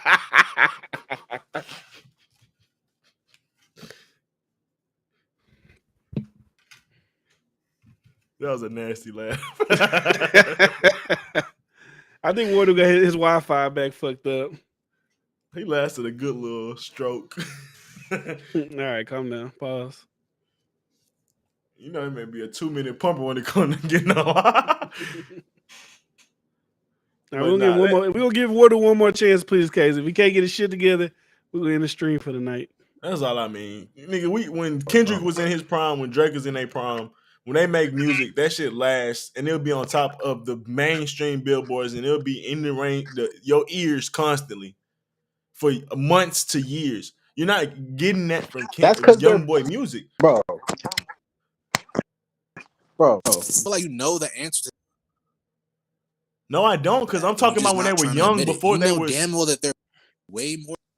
This was before playlists was a thing, though. I'm talking about in their prime when they was before all that shit was a conversation. Youngboy didn't have the back then. Like he did not have the push that he does now.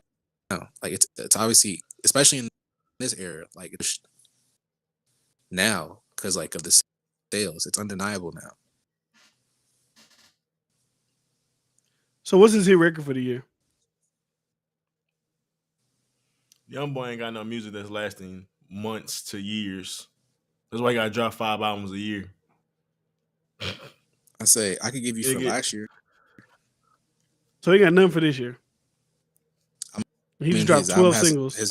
His album has. You just say he dropped 12. You say he dropped 12 singles. Literally, Kendrick still getting music played from Damn, bro. Like, oh shit. I mean, if y'all don't like Youngboy, I'm trying to argue. No, we ain't gonna run back to that bullshit. If you don't like this, if you're light skinned, no, you just told me he dropped 12 singles and none of them hits. I'm just asking what's the hit. And you tell me last year, but he dropped fucking 15 songs here. I'm just asking what the hit is. That's all I'm asking. It's okay. Just say he don't got no hits for this year. He ain't got no hits. Yeah, and it's irrelevant if we like him. That's simple. I cannot like somebody like Bryce. Don't like pushing people. He ain't gonna say it's not a hit. You can't not say that. There's a lot of motherfuckers I don't like and they irrelevant. I'm not gonna say he not good. I'm not gonna say he don't have a big fan base. I'm not gonna say his number 2 streaming don't make sense at all. I'm not saying that. But his music, it ain't hitting like that. Not on a superstar level. Because it's context. You got to put levels to shit. Of course this shit hitting. He wouldn't be selling 200K if it wasn't hitting. But 200K ain't superstar numbers in no era. Not even in this one. That's my point. Because Future sold 270. J. Cole sold 290. Like, and these wasn't no albums we like, oh, this was the greatest album of all time. No one's saying that. And these albums was doing more than that. And Youngboy at this moment is supposed to be bigger than them. It don't matter if I like Youngboy. It don't matter. That's the thing you're not realizing. That's not a hit, bro. Stop it. That's not a fucking hit. I mean, it's okay to like say that because you know, but it's just no hit. Like that's not a hit. Like that's not even better than this song.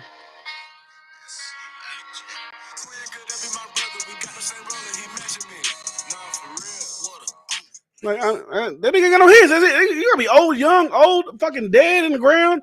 A hit is a hit, nigga. We know what hits are. And that ain't got no hits. That's just it. He ain't got no hits. This nigga is relatively unknown. His shit went viral. This is a hit for this year. I literally said bestie and hit, and they ignored it. Those aren't hits, is what I'm saying. Y'all know they not. Y'all niggas know what a hit record is. Why are we acting like we don't know what a hit record is? Not a song y'all niggas like from somebody. A hit record that if I ask niggas in the street, what are the top songs this year? They don't gotta be number one. What are the most played, listened to, rememberable songs this year? That nigga don't got one. Stop it. Y'all know what hit records are.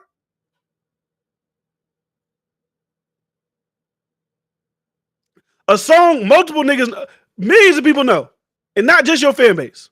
A song that you can't run away from. It don't gotta be number one record. Well, number one don't gotta be number one. Hits always go outside your fan base. We know what a hit is. I like. Hit always go outside your fan base. Superstar hits. Maybe because you're Bryce gonna have a keep hit losing in your me. fan Bryce base. keep losing me. He's a superstar. I don't know what I don't that understand. means. I don't know what that means. I'm trying to piece to this dumbass logic. Because they want to call everything a hit. So maybe to your fans, like you said, I don't know look, King Von shit. But when they play the shit, everybody rocking to the shit. Because that's his type of hit. That's his shit. But do millions of people know it on a level like that? No. That's what I'm saying. Like there's levels. Like, so that's all I'm saying. Because you can make great songs and it could be a hit for your level. But I don't think that shit on the superstar level. That's all I'm saying. Like, I don't get how people not understanding it. I don't know. Because to my little brother, Wardy was 100% right. Those are hits. But when we talk about what a superstar do, his shit go outside of his fan base when he make great music. I said this is a hit. I would say it's not a hit.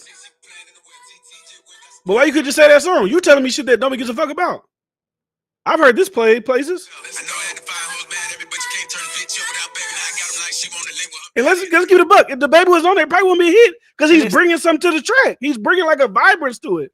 And this young boy probably wouldn't be there. That's still a low level hit. Might fucking talk about that song. Like I said, it isn't Pushing P. It isn't like Wait For You. It isn't fucking What Happened to Virgil. Like, it's not even. Let's be real. That's not a fucking hit. I've heard that. You heard it, but that's not no hit. I never see you say bestie. I mean, I didn't hear you say it. No, I just you kept saying Bet Motors. If I'm speaking to you, D-Friend alone, that's not no hit. If I'm speaking to them niggas, it may be a low level hit, but they ain't no fucking hit. Like they ain't no superstar hit. But to me, it ain't a hit at all. I'm talking about for the years to hit. If I'm just scaling what would have been the most notable songs of the year, that's one of the songs.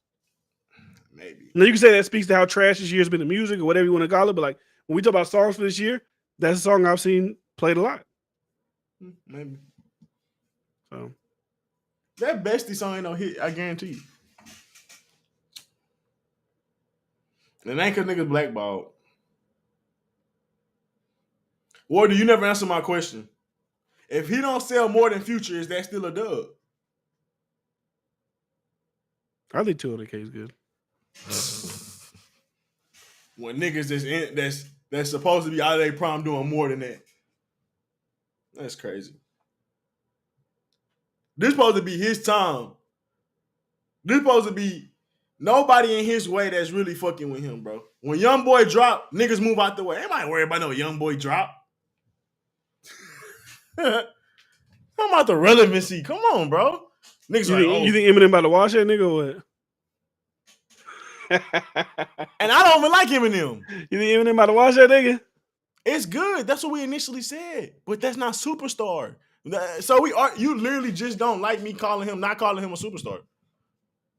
That's literally your argument. Because I said it's good, but that ain't great. That's not superstar. It's good. It's cool.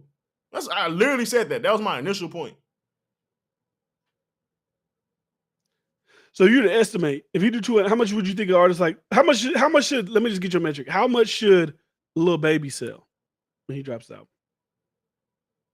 I would think 300. If he sells less 300, it's like it's you ain't do it right. Trash. You ain't do it right. The His rollout music wasn't might be good. great. You just didn't do it right. You got to take the overall rap going to sales. Because it's an overall, like, if you ask why Drake is so fucking great, is because his team, when he got beef, they get analytical, they get technical. They be like, bro, even niggas might start doing history and all type of shit on how can you get out of this shit. I think you gotta take it that serious. Yeah, it's music, but what about off the field shit? What about the other shit that comes to selling your album? Are you a good marketer? Are you a great salesman? Are you an overall great entertainer? Think he's missing that. He's entertaining for the level he is, but you don't think people are getting less? I was talking to Carl about this the other day. You don't think people are getting less interested in music and more interested in personalities?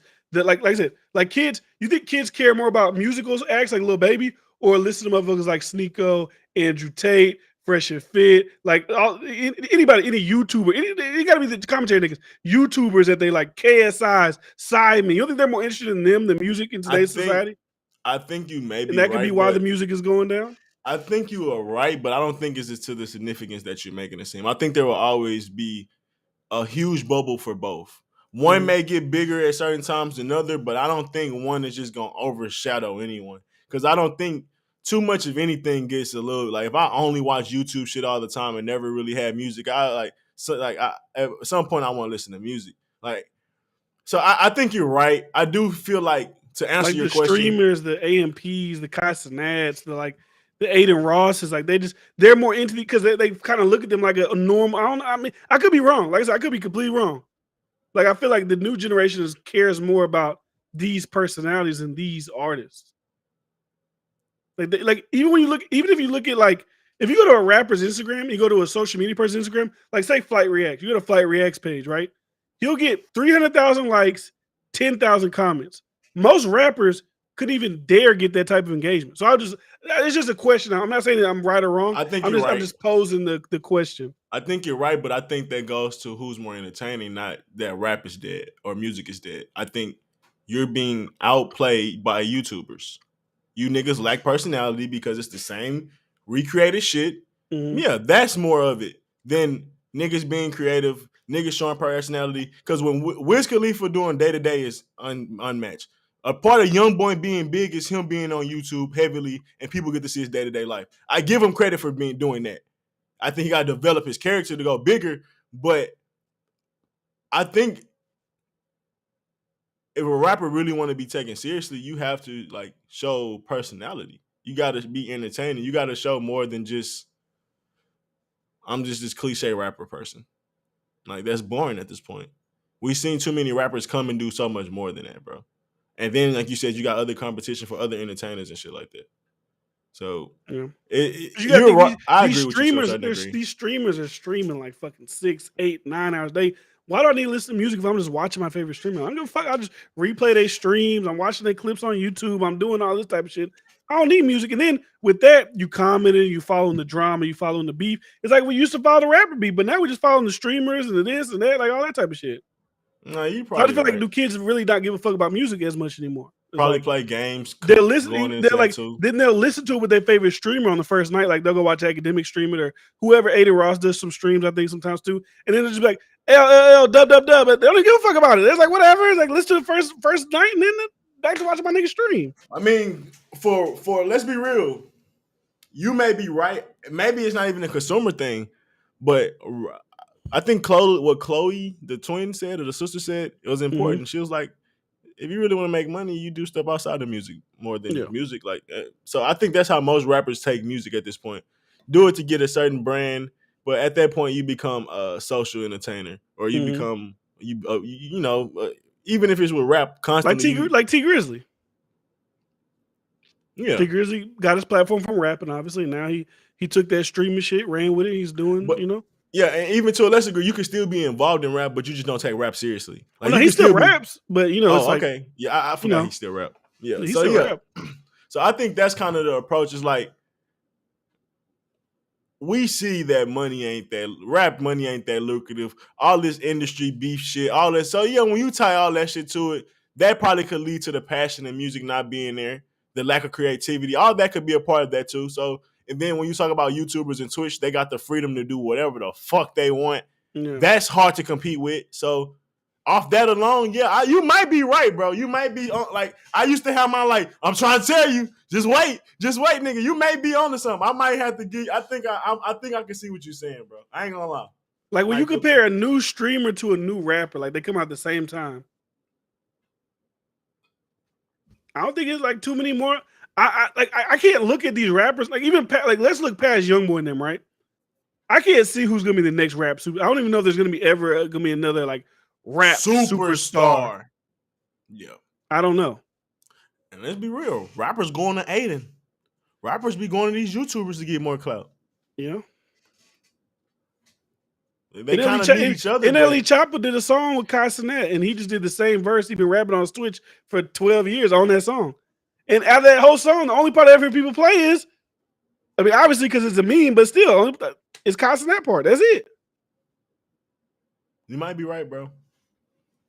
Unfortunately, because I think music. And also, kids probably look at it like, I could probably be, like, back in the day, people maybe they want to be rappers. Now you want to be a streamer. You want to be a this. You want to be that. Like, the metrics of what is cool is changing as well.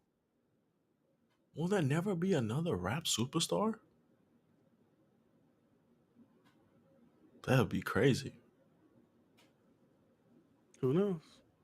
Well, we qualify rap superstar like 500K, at least 2 or 3 albums. At least 2 or 3. I don't know because I still like it's hard still even with that. Like I'm thinking about, it, but it's still hard. Like because I consider Uzi a superstar, but it's like, is he gonna sell? Like I don't know. Like when I see the reception they get at the concerts, it's like it's crazy. Like oh, he's got to be a superstar, right? Like is sales the only in your mind? What my ask with you is sales the only metric in mind that creates a superstar? Because the Weeknd sold like shit, but he's still selling out stadiums. Although he's the Weeknd from his back catalog, he's already solidified. So maybe he's not a good example. But if you sell 100,000, but I could sell out the Toyota Center, I could sell out the American Airlines Arena, I could do all these things. Would I still not be a superstar? But my album only did 100K. You're a star, bro. You're a star, but let's. Because then I'm gonna have to put another category on the superstar. Mm-hmm. Like, is Uzi the superstar like a Wayne, like a 50? I may be out of the loop and being a little too old for that, but I don't think so. Because of course you can sell, but are you the only one? Are you the main reason that you're out selling? Yeah, probably that's true too. But then they do festivals, they be going crazy. So we looking at festival stuff when there's a mixed crowds. I don't know. They're a star, especially at their generation. But like we're saying, bro, you know we're talking about superstar, bro. We're talking about there's not a fucking it wouldn't be a question, bro. It's undeniable is what we're talking about. Like, what do you mean? Like, I look crazy trying to say, oh, this nigga shouldn't be on Mount Rushmore. That's that. Like, are we gonna have that again? Like a nigga do a 10-year run of undoubtable greatness. Like that's what we talking about. I don't think so.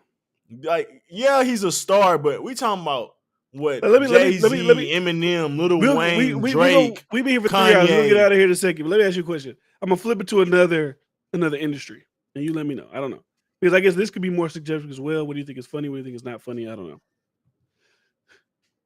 Would you consider what would you consider in comedy? What would you consider like an Andrew Schultz to be?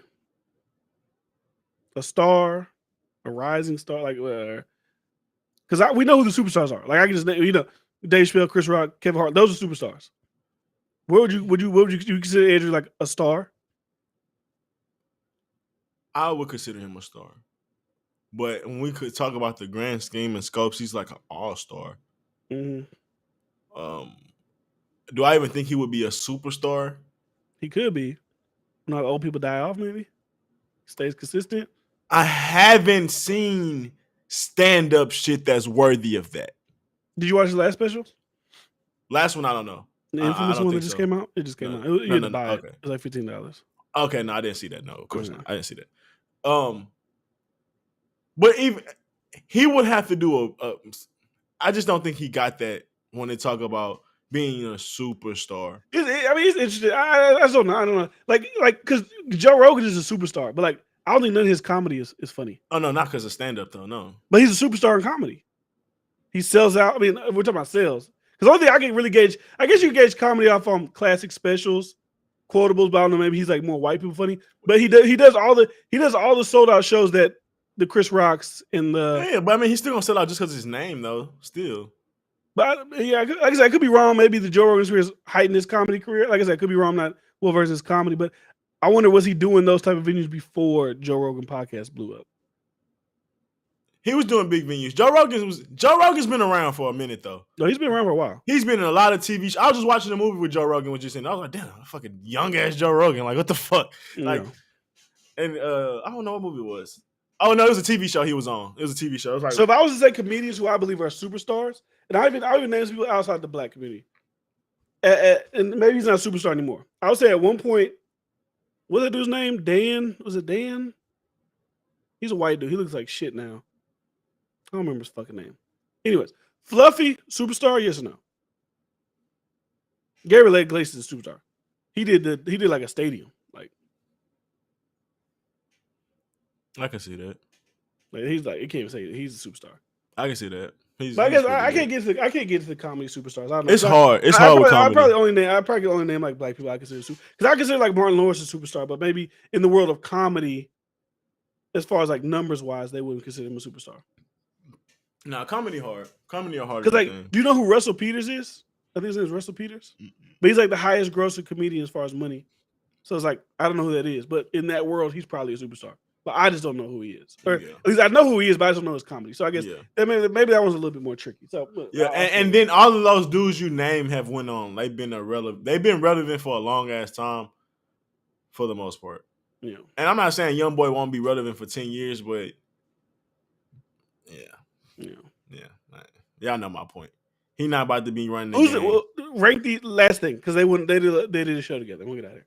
Rank these comedians in your opinion. Dave Chappelle, Kevin Hart, Chris Rock. 1 to 3. 1 being the best. Dave Chappelle, Kevin Hart, Chris Rock. Okay. There's a lot of people that would probably put Kevin at 3. But I'm just asking you because some people put Chris Rock ahead of Dave Chappelle. Chris Rock would rank towards my lower on the funny comedian scale. Like he's funny. He's creative. Like I've heard him live, and he can joke. He can cap on anybody. I've heard that. Heard him go. He got on Patrice O'Neal ass, funny as shit. But stand up, always been a miss for me. And even as I got older, it's been a miss. Like one dude that I used to be like boring as fuck to me, and then as I got older, I'm like, oh, I get it. The dude that do a radio station, what's the fuck? He passed out on stage. Dale Hughley. Yeah, I never thought he was funny when I was younger. I never got it. But once I got older, I got his like social conversation topics. I got how he had his point. I was like, oh, I get it. I still to this day with Chris Rock is just like, yeah, okay. I was asking because I did the show together. I think I would have that same. I don't know. Like, what's Chris Rock top stand up Flying Low? Oh yeah, I think Black. What was it called? Black, Bigger and Blacker. I think Bigger and Blacker. That shit ain't it. Bigger, is it right? Bigger and Blacker. Blacker the berry, sweeter the juice.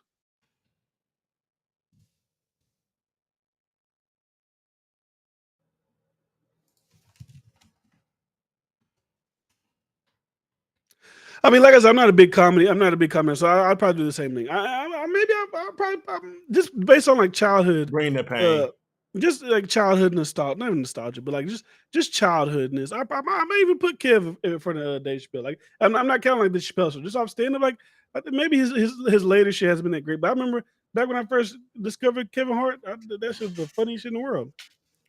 I think I'd have to put Kevin Hart number 1 because I've never watched a comedy special that made me laugh more than I've watched Kevin Hart. And probably the only other one that would be like that, I would say personally, would be like Cat Williams when he was on his run, and he was like going crazy doing middle school and high school. Bernie Mac, Cedric the Entertainer, Eddie Griffin, Eddie Murphy, even Mike Epps at certain times. Fucking, you know who gets me, bro? Fucking that crazy motherfucker. He got a radio show. He be talking about abortions and shit. Who, Corey Holcomb? Huh? Corey Holcomb? Yeah, Corey Holcomb. That motherfucker funny than a bitch, dog. He funny than a bitch, bro. I mean, to be honest, a lot of them lower. When I say lower tier, I don't mean like they're trash, but like people that are less known and not as world. They're probably a lot funnier than the people that are at the top. They're more raw. They're more, There's some people that are down. Like Corey, like you said, Corey some of Holcomb's them, probably yeah. like funnier than a lot of people. He's just not like doing stadiums Yeah. and shit like that. But anyways, whatever. That's all we got. Appreciate y'all being for 3 hours. If you be here the whole time, appreciate you. It's 1:00. Time to go to bed. Got shit to do tomorrow. Appreciate y'all for being here, watching live stream the whole time. We'll be back soon.